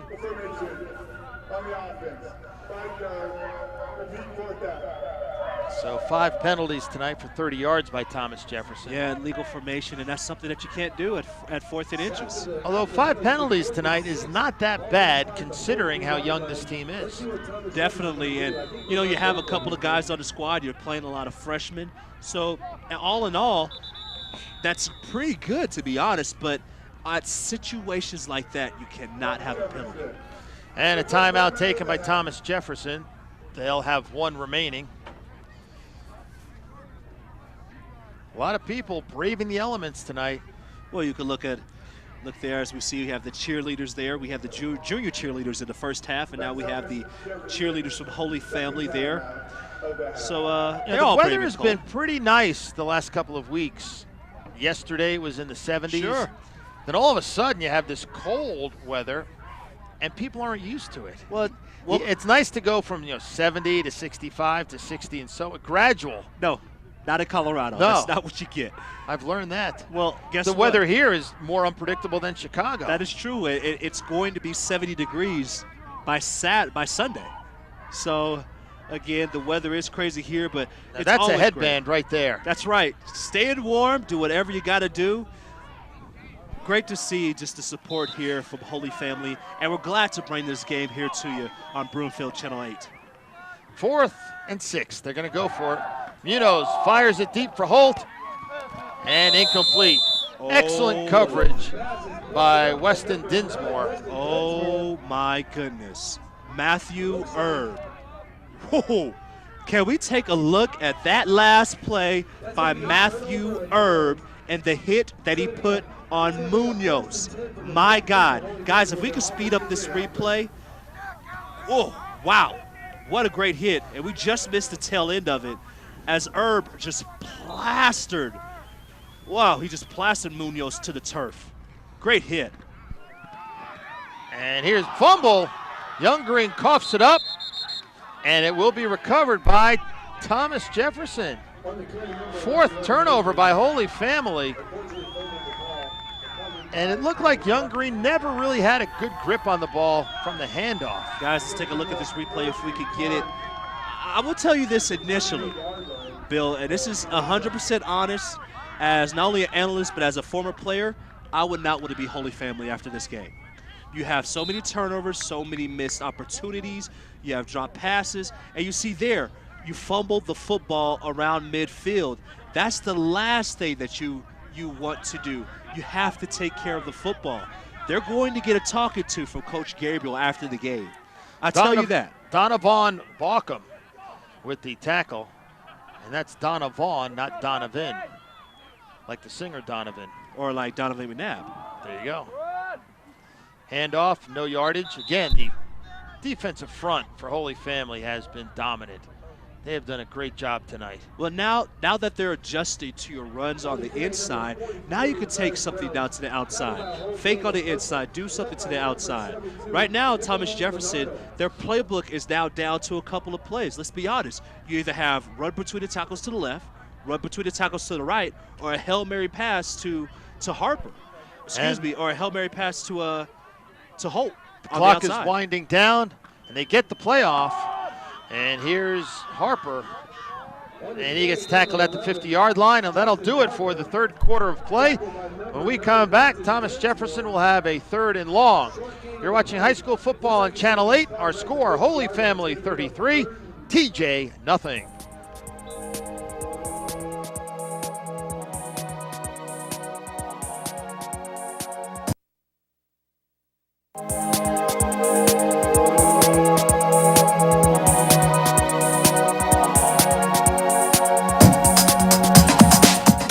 And there's the story as we start the fourth quarter. Thomas Jefferson in white. They have the ball right on the 50-yard line. 3rd down and a long 8. Obed Munoz is the quarterback, diminutive fellow. And we have movement on the left side of the TJ line. And that'll push him back 5 yards. Leading rusher tonight for Thomas Jefferson is Cyrus Brown. 53 yards on 8 carries. Now, most of that was on the fake punt. No, that was McNair. That was McNair, excuse me. You're right. Yeah, you're right. So 3rd down, call it 13. Ball on the TJ 45-yard line. Brown is the lone running back. And the ball goes over Munoz's head. It's a race.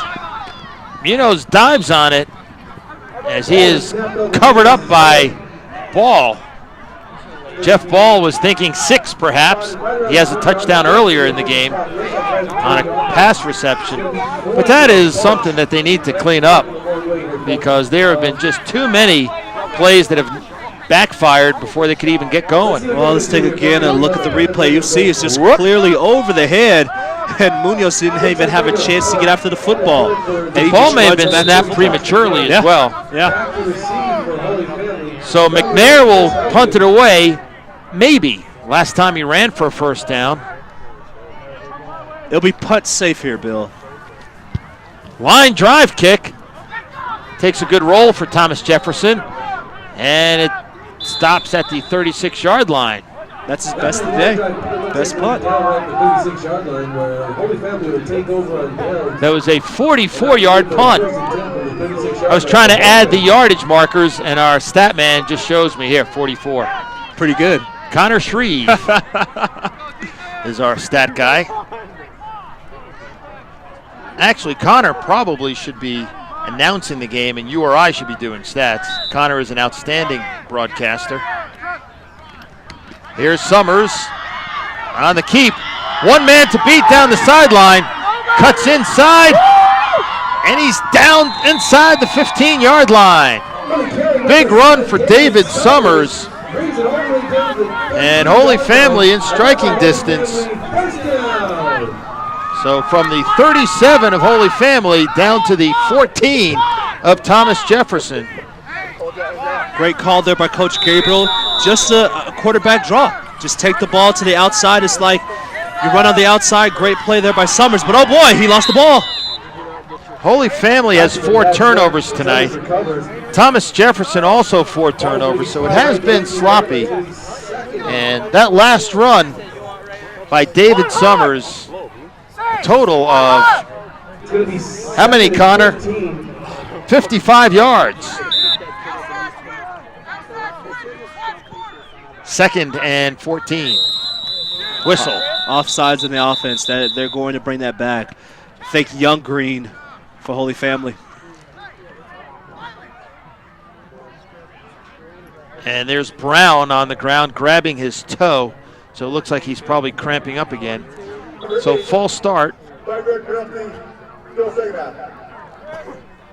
And Holy Family has been penalized 7 times, now 75 yards. So Chris held big on the penalty there. This is a game that Holy Family, they really have not played their best football, even though they're up 33-0. Thomas Jefferson has been feisty throughout. Little outmanned, though. Here's Young Green, right side. Turns the corner. Penalty marker on the play as he jumps out of bounds. A little more than 10 minutes to go here in the fourth quarter.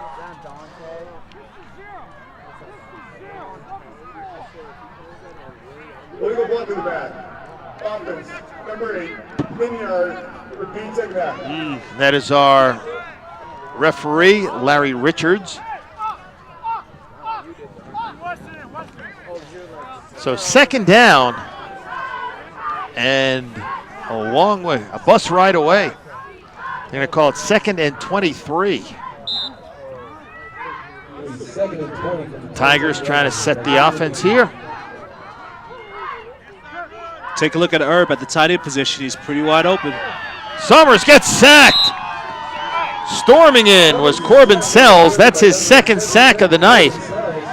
And now it'll be 3rd down and a train ride away. Great job by Sells not to get fooled on a play action fake. He went right after Summers to get that sack.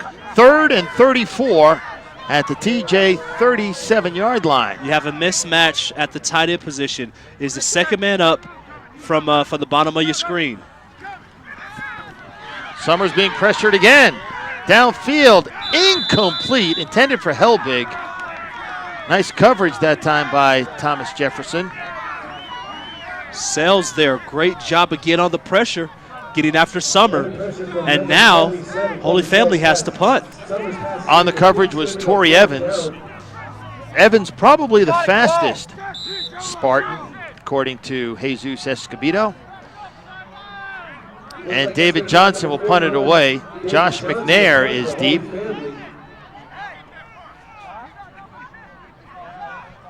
Bill, if we get a chance to take a look at Summers, he looked a little bit shaken up on that last play.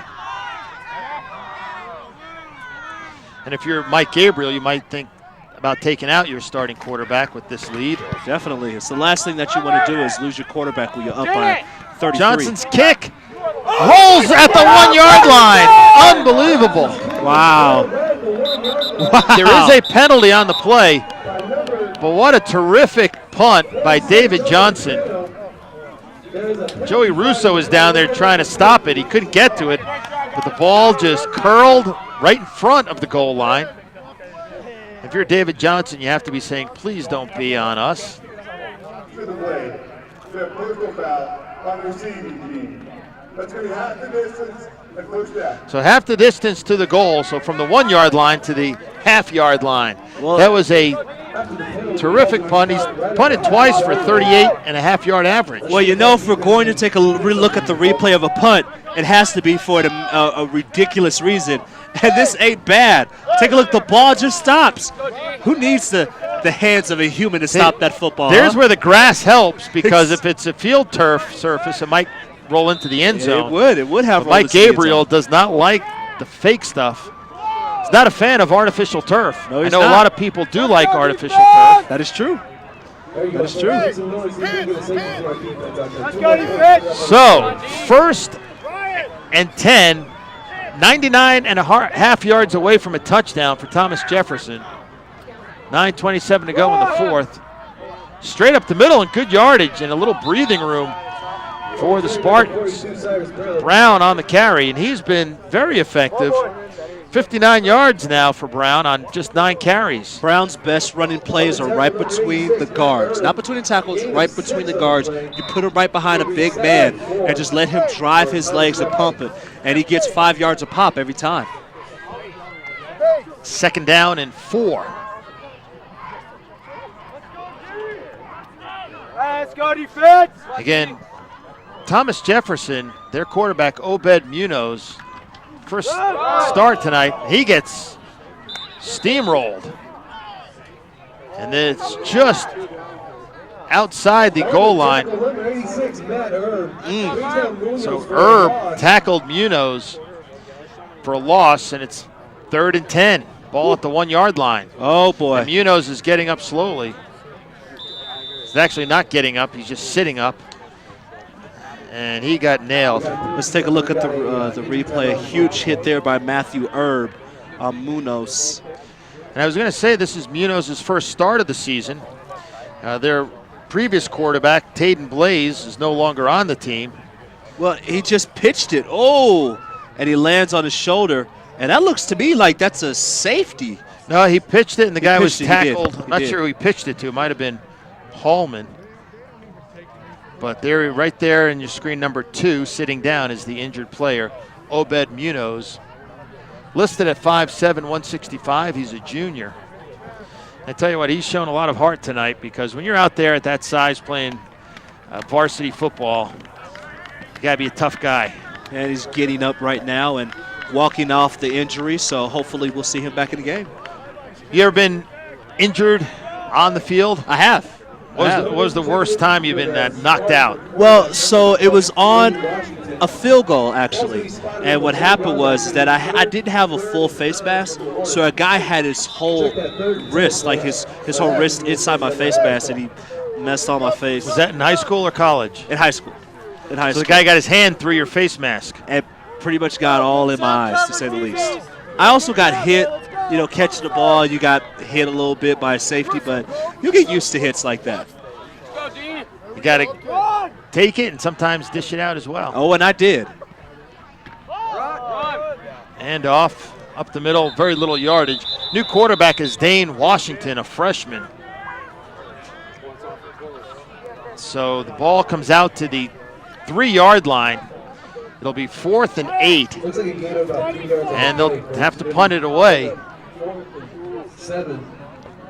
Just outside the 3-yard line. Now, Bill, we were talking a little bit earlier, and you said that at the high school level that you should go after every punt. Well, this is a prime example. Go after this punt. Why not? I tell you what, why not a fake? Definitely. Again, I mean, you have nothing to lose. And if he had one before, he can run the ball. He's got great speed, McNair. You got to figure Holy Family's not expecting a fake. Instead, he kicks it straight up in the air. Takes a TJ roll, and it down at the 24. Probably could have gotten a few more yards had the Thomas Jefferson player let it roll. So this is a night, though, Justin, that these guys on Thomas Jefferson, a lesson well learned. They'll take these and hopefully improve. Yeah, Holy Family knows that, you can't just go out there and play sloppy football. And, if they play a more formidable opponent, you can get burned if you don't play those 48 minutes that Mike Gabriel keeps stressing to them. Exactly, and we're just talking about the maturity of a team. And that's what Holy Family has to do to get to where they want to be. Summers. He gets brought down inside the 20-yard line. Balcom on the tackle. 2nd and 5 for the Tigers, as we are under 7 minutes to play and counting. 2nd and 5 from the 20 for Holy Family. Whistles blow. And it looks like illegal procedure on Holy Family. Yeah, Chad Prather. They've been penalized 9 times now, Holy Family, for 90 yards. Chad Prather, the junior, just getting off the ball a little bit early. And another penalty. And we'll see who this is on. This game, Justin, has deteriorated. It's a little sloppy. It's a little sloppy. 10 penalties for 95 yards. And at the end of the day, it won't be a win in the scoreboard or in the record books for Thomas Jefferson, but they only gave up 6 points in the second half to a very potent offense at Holy Family. So far. So far, yeah, so far. So Segeth on the carry, and he gets about 10 yards. So it's 3rd down and 3. Ball is resting on the 14-yard line. And Segeth is tackled by Balcom. 4th down. Normally Holy Family might try a field goal here, but with the way they've kicked extra points tonight, maybe a field goal is not in the plans. They're going to go for it, 4th and 4. Yeah, brought Weston Dinsmore to the game, so I wouldn't be surprised if they look his way. Pass is complete to Helbig, who gets nailed out of bounds, and that'll be a personal foul penalty on Thomas Jefferson. Looked like it was Torrey Evans on the late hit. And we'll take another look, Justin. Sure, let's take a look at this last play. It is just a simple out route. Great pass there by Summers. Getting the ball to the outside, and the guy's already out of bounds. You don't need to do that. You don't need to do that. He already has the first down, stepped out of bounds. And Torrey Evans, that's the last thing that you want to do. And you're a senior. You should know better. 5:38 to go. It's 1st and goal for the Tigers. Ball is at the 6-yard line. Young Green. Stopped by Balcom. That'll bring up a 2nd and goal inside the 5. They'll mark it at the 4-yard line. It's going to be a 2nd and goal from the 3-yard line. 3 running backs. Summers keeps. Summers lunges. Touchdown! David Summers with the score, and that is his 3rd rushing touchdown tonight. He's got 5 touchdowns on the evening, 3 throwing, 2 rushing. Pretty simple play call there. Student body left. Hike the ball to the quarterback. Allow your blockers to lead the way and allow Summers to get in for the end zone on the left side. His 3rd touchdown of the day. And Holy Family looking to get a 40 burger in this game. Leonardo is 1 for 4 on extra points tonight.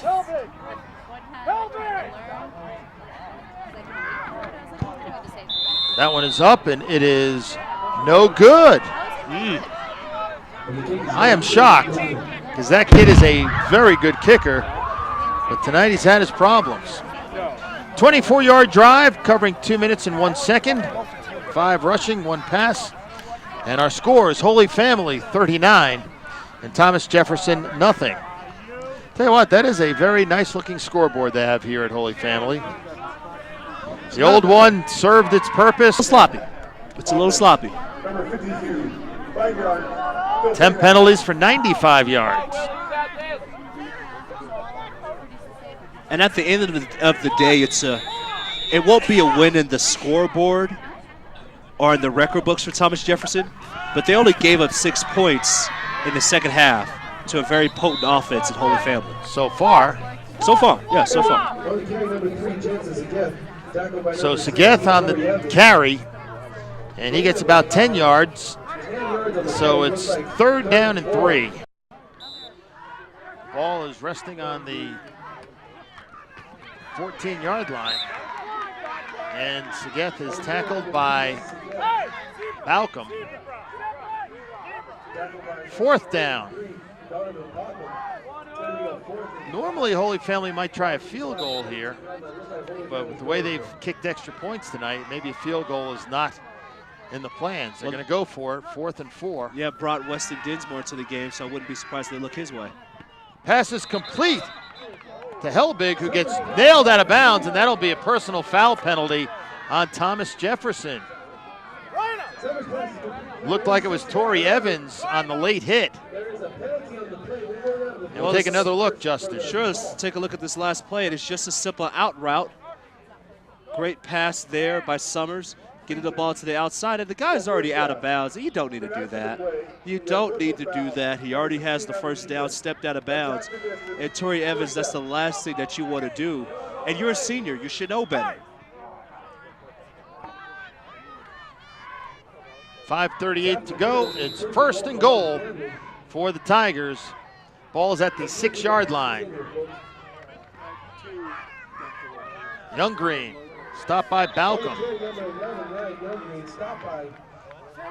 That'll bring up a 2nd and goal inside the 5. They'll mark it at the 4-yard line. It's going to be a 2nd and goal from the 3-yard line. 3 running backs. Summers keeps. Summers lunges. Touchdown! David Summers with the score, and that is his third rushing touchdown tonight. He's got 5 touchdowns on the evening, 3 throwing, 2 rushing. Pretty simple play call there. Student body left. Hike the ball to the quarterback. Allow your blockers to lead the way and allow Summers to get in for the end zone on the left side. His 3rd touchdown of the day. And Holy Family looking to get a 40 burger in this game. Leonardo is 1 for 4 on extra points tonight.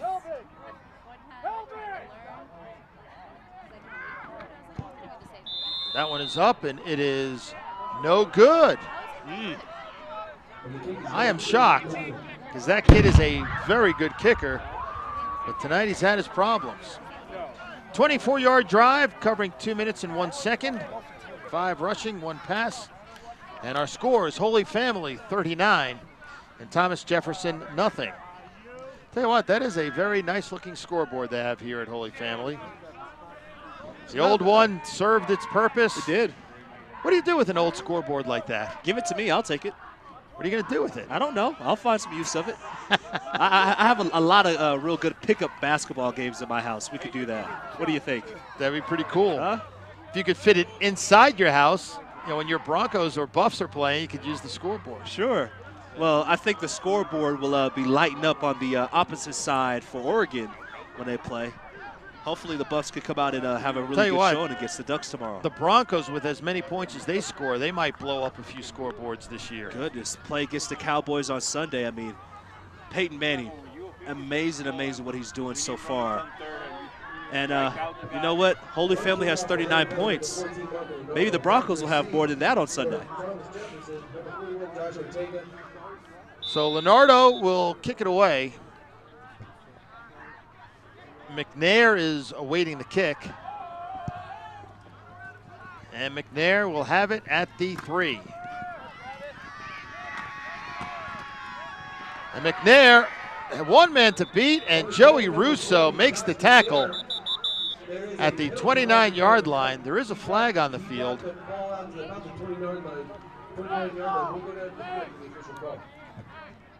I'm a little surprised that McNair doesn't see more touches on offense, because that kid can run, block in the back. Yeah. So they'll push the ball back. 55 yards worth of penalties tonight for Thomas Jefferson. McNair's been penalized 9 times. McNair's 6'4", 175. You have a great point there, Bill. But I tell you what, I like the way that the freshman running backs have been running the ball here for the Spartans. So, you know, you got to give or take. And we'll see who the quarterback is for Thomas Jefferson. And it will be Washington. Dane Washington fumbles the snap. Ball is loose. And it will be recovered by the Spartans. 2nd down and 12. There's a Washington and Jefferson College in Western Pennsylvania. And here you have Washington playing for Jefferson. Right. Now all you need is an Adams, and you can have like the 1st, 2nd, and 3rd president all together. That would be good. Now I'm the Adams up here in the press box. So. Well, your dad is named John Adams. That is true. Very presidential dad you have there. How is Pops Adams? He's doing great. Good. Doing wonderful. Washington launches it deep, and we'll have pass interference there, no question. The intended receiver was DeWitt Woldu, and he was draped. So that'll be 15-yard gain for Thomas Jefferson, and they keep their drive alive. Yeah, it looked like Brian McDonald didn't get his head back, and you know that's something that you got to do, that you have to do, excuse me, as a defensive back, is that you look back for the ball. He looks back for the ball, he gets an interception. On the defense, number 6. 15-yard penalty. The result of the penalty is the first down. We were talking about before the game, Justin, that some of these kids tonight, 30, 40, 50 years from now, may remember this game for a play they made, for a victory, whatever the case may be. That's And now I'm going to harken back to your memory bank in high school football. You played many times against Thomas Jefferson. I did. How did your Montbello guys do? Well, we beat them on my senior year. We played them on our final league game of the year, and it was snowing. It was snowing all over the place as we look at the play there. Gets about 4, maybe 5 yards. So, Bill, just picture this, blowing snow all over the place. And what we decided to do, because we actually received some money from Daniel Graham, who's a former Thomas Jefferson Spartan, and he gave some money to Montbello High School. So we had new jerseys, so we had new pants. So we had white pants. So imagine this, white jerseys and white pants with snow blowing all over the place. You could barely see us out there on the field.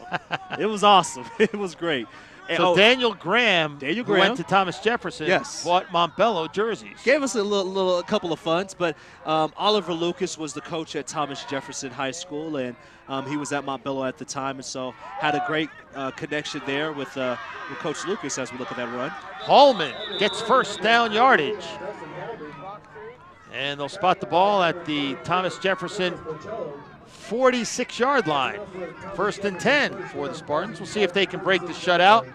3:13 to go. And the clock will start once they set the chains. If you're Holy Family, you don't want that bagel to be off the scoreboard. You want to keep that bagel. Keep that goose egg up there. Washington calling signals. So you beat them your senior year. We did. What about your freshman, sophomore, and junior year? Freshman year we won. Fumble on the play. Washington picks it up and gets tackled. Bunch of players in on the stop, including Nicholas Marcello. So we won our freshman year. Our sophomore and junior year, we lost to Thomas Jefferson. And actually, our junior year, TJ advanced all the way to the semifinal round where they lost to Columbine.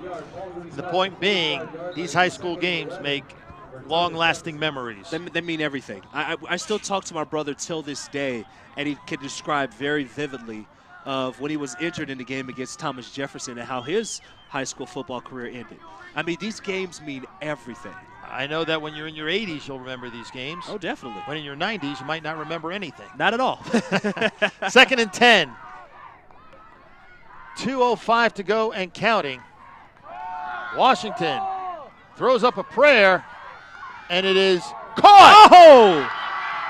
And down at the 10-yard line is McNair. So TJ trying to snap the shutout. That was a 45-yard play. Well, Bill, you were saying why not give the ball to the basketball player, and there you go. Check this out, 6'4", $175 as the ball is thrown up in the air, and it just looks like a Hail Mary pass. But I tell you what, it's bobbled and caught there by number 40. What a great play there by McNair. And Thomas Jefferson is in business, the deepest that they have been in Holy Family territory all day long. And he had the height advantage on Helbig. Helbig had the ball in his hands. You got to come down with that. Straight up the middle to Brown. He gets stacked up at the 6-yard line. Minute and a half to go. 2nd down and goal to go from the 6. Would you send in any of your starters if you're Holy Family just to keep the shutout? Would No. you send them in? No. Let the young guys get some playing time, and if they don't hold the shutout, you can run them in practice. Bill, this is pretty thrilling. I like this. This is an exciting finish. A minute to go. This is the most exciting 39-0 game of all time. Under a minute to go. Washington calling an audible like Peyton Manning. There you go. He's taking control. And the handoff to Holman. Okay, he get turn outside. the corner. He dives. Touchdown, Thomas Jefferson. I tell you what, that's a good lift for this program. I mean, you never want to get shut out, and a couple of big plays. Washington give them a little spark. So it's 39-6, and we'll see if they try the extra point or go for 2. What do you have to lose? Go for 2. Go for 2. Make it a 31-point game. 8-play drive, covering 4 minutes and 20 seconds, 3 first downs. And it covered how many yards, Connor? 85 yards. Wow. I tell you, without Connor Shreve and without you, Justin, I'd be totally lost up here. So they'll try for 2 from the 3-yard line. Slant, tipped, incomplete. So with 41 seconds to go in the fourth quarter, it's Holy Family 39, Thomas Jefferson 6. We have a player down on the field, Bill. And it's a Holy Family player. Again, the only thing I don't like about the sport of football is injuries. And getting off the ground slowly, but he looks to be all right, is Brian McDonald. Well, to me, that looks like the touchdown run there. Again, just want to hit the corner, and that's exactly what Justice Hillman does, is he gets to the outside and dives for the end zone, and he gets in. Gets Thomas Jefferson on the board. Right now, I'd like to thank our crew. What a great job they've done tonight under difficult circumstances with this cold. The executive producer is Kim Greason. Our director is Victor Seif. Graphics, John Shula. Replay man is Will Nestle. The utility guy is Dakota Hudson. Our stat guy is Connor Shreve. But the MVPs tonight, I'm going to give it to them, our cameraman, Alan Wardis, who was up on the roof. And Alan, you know, he's done this before. He knows how to prepare, but it's still not easy. Wayne Villeneuve, he's also up there on the roof. And down on the field, Mark Olson. See, Mark, he's got the added factor you could get run over by a player. That is true. But our cameramen, great job tonight, fellas. And pretty soon you'll be able to thaw out. 41 seconds to go. And we're going to have an onside kick. The guy doing the honors will be Ricardo Felipe, an offensive tackle. You got to love that about high school football, huh? Never say die. Here we go. Good kick. And it's recovered by Holy Family. Good hands. Not sure who came up with it. The onside kick is recovered by Holy Family.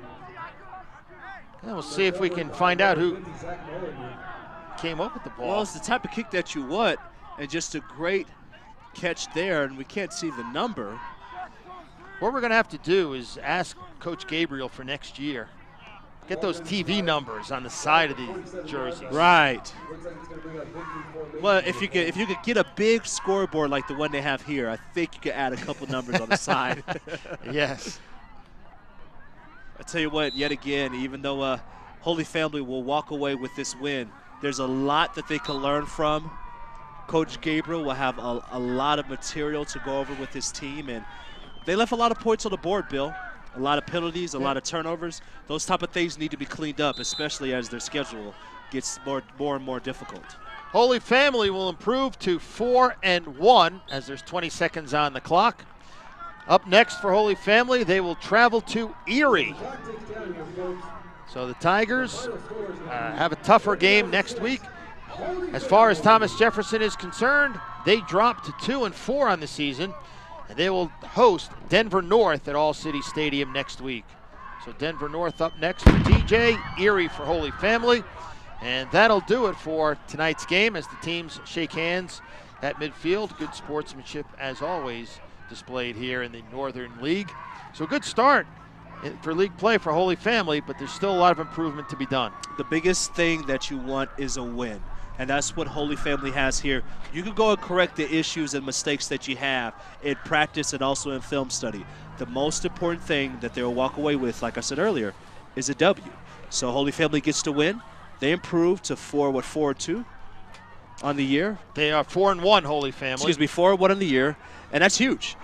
That's huge, especially with the playoff standings, and they lost at the game against Meade. They can't make up that game.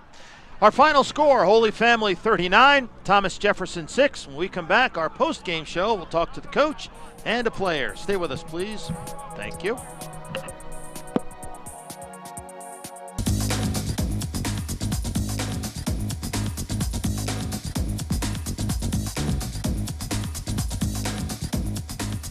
And Holy Family wins the Northern League opener 39-6 over visiting Thomas Jefferson.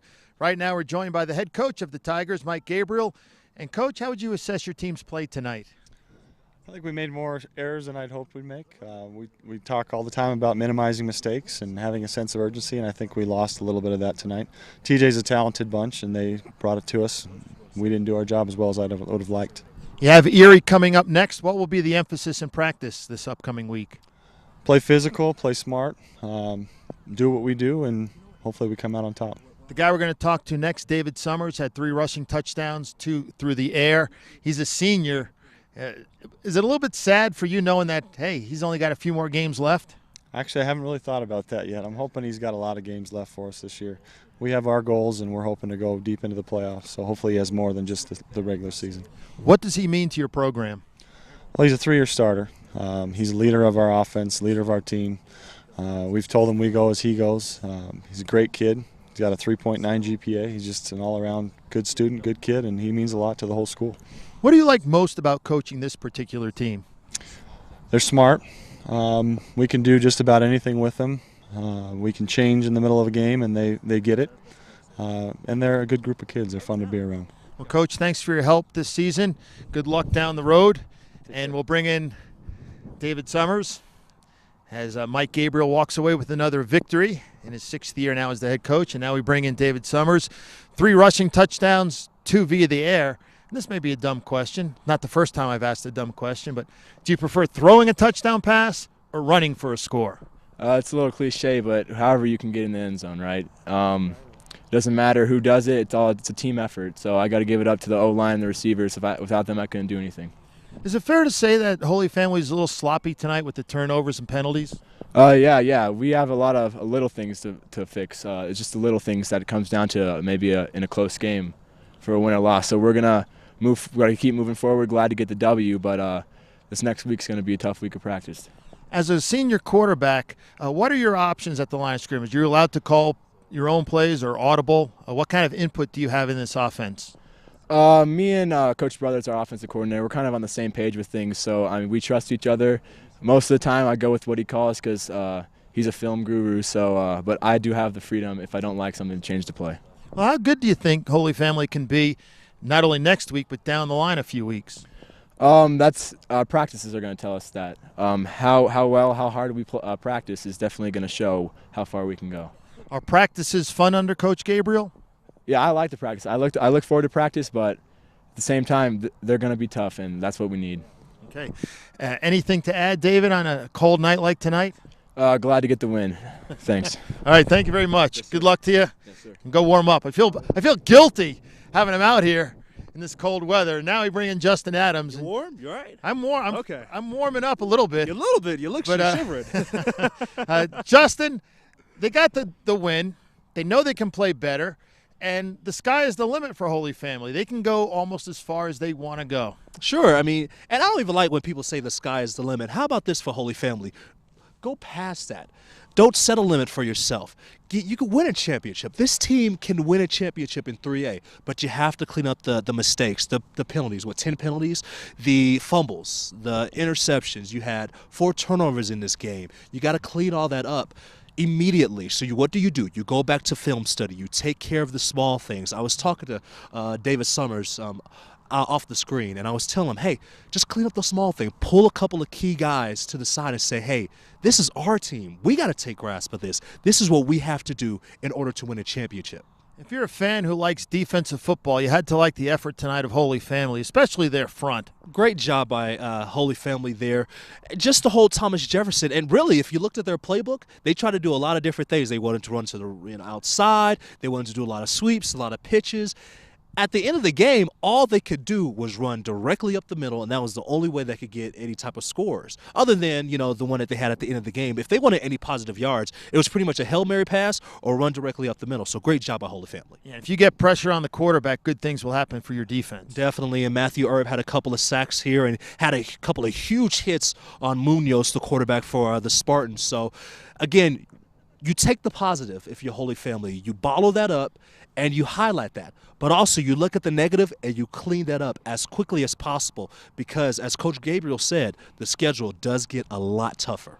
As far as Thomas Jefferson goes, they're a young team. They got their butts kicked tonight. There's no doubt about it. But this is a team that if they take the lessons learned tonight and they keep improving and keep improving. In a year or two, this could be a pretty good team under first-year head coach T.J. Escobedo. Everybody wants the program that has everything in place. Everybody wants all the top talent, all the great players already there. But you know what? It takes hard work to build a foundation. And that's what Coach Escobedo is doing, is he's building a foundation. And you know what? It doesn't always look pretty. But I tell you what, he has 2 freshman running backs who are going to look very, very good 2-3 years from now. I'm very interested to see where this program is in a couple of years. And our next game will be Montbello versus Broomfield. Quick thought? I'm excited. Former graduated from Montbello, and I can't lie. That's the game that I circled on my calendar. I really want to see what the Warriors are going to do. And also, Broomfield. They started off this season 0-2, and now they have come back strong. Won a game last week against Denver South. So we're going to see these 2 teams in 2 weeks. And I tell you what, it's not only just for bragging rights, but it's also for playoff positioning. It's a huge, huge game for both teams. Excited to see what's going to happen there. Well, that'll do it for us from Mike G. Gabriel Stadium. Our final score once again, Holy Family 39, Thomas Jefferson 6. For the entire crew, led by Victor Seif, also our stat man Connor Shreve. For Justin Adams, I'm Bill Rogan. Thanks for watching, everybody, and we'll catch you next time on Channel 8.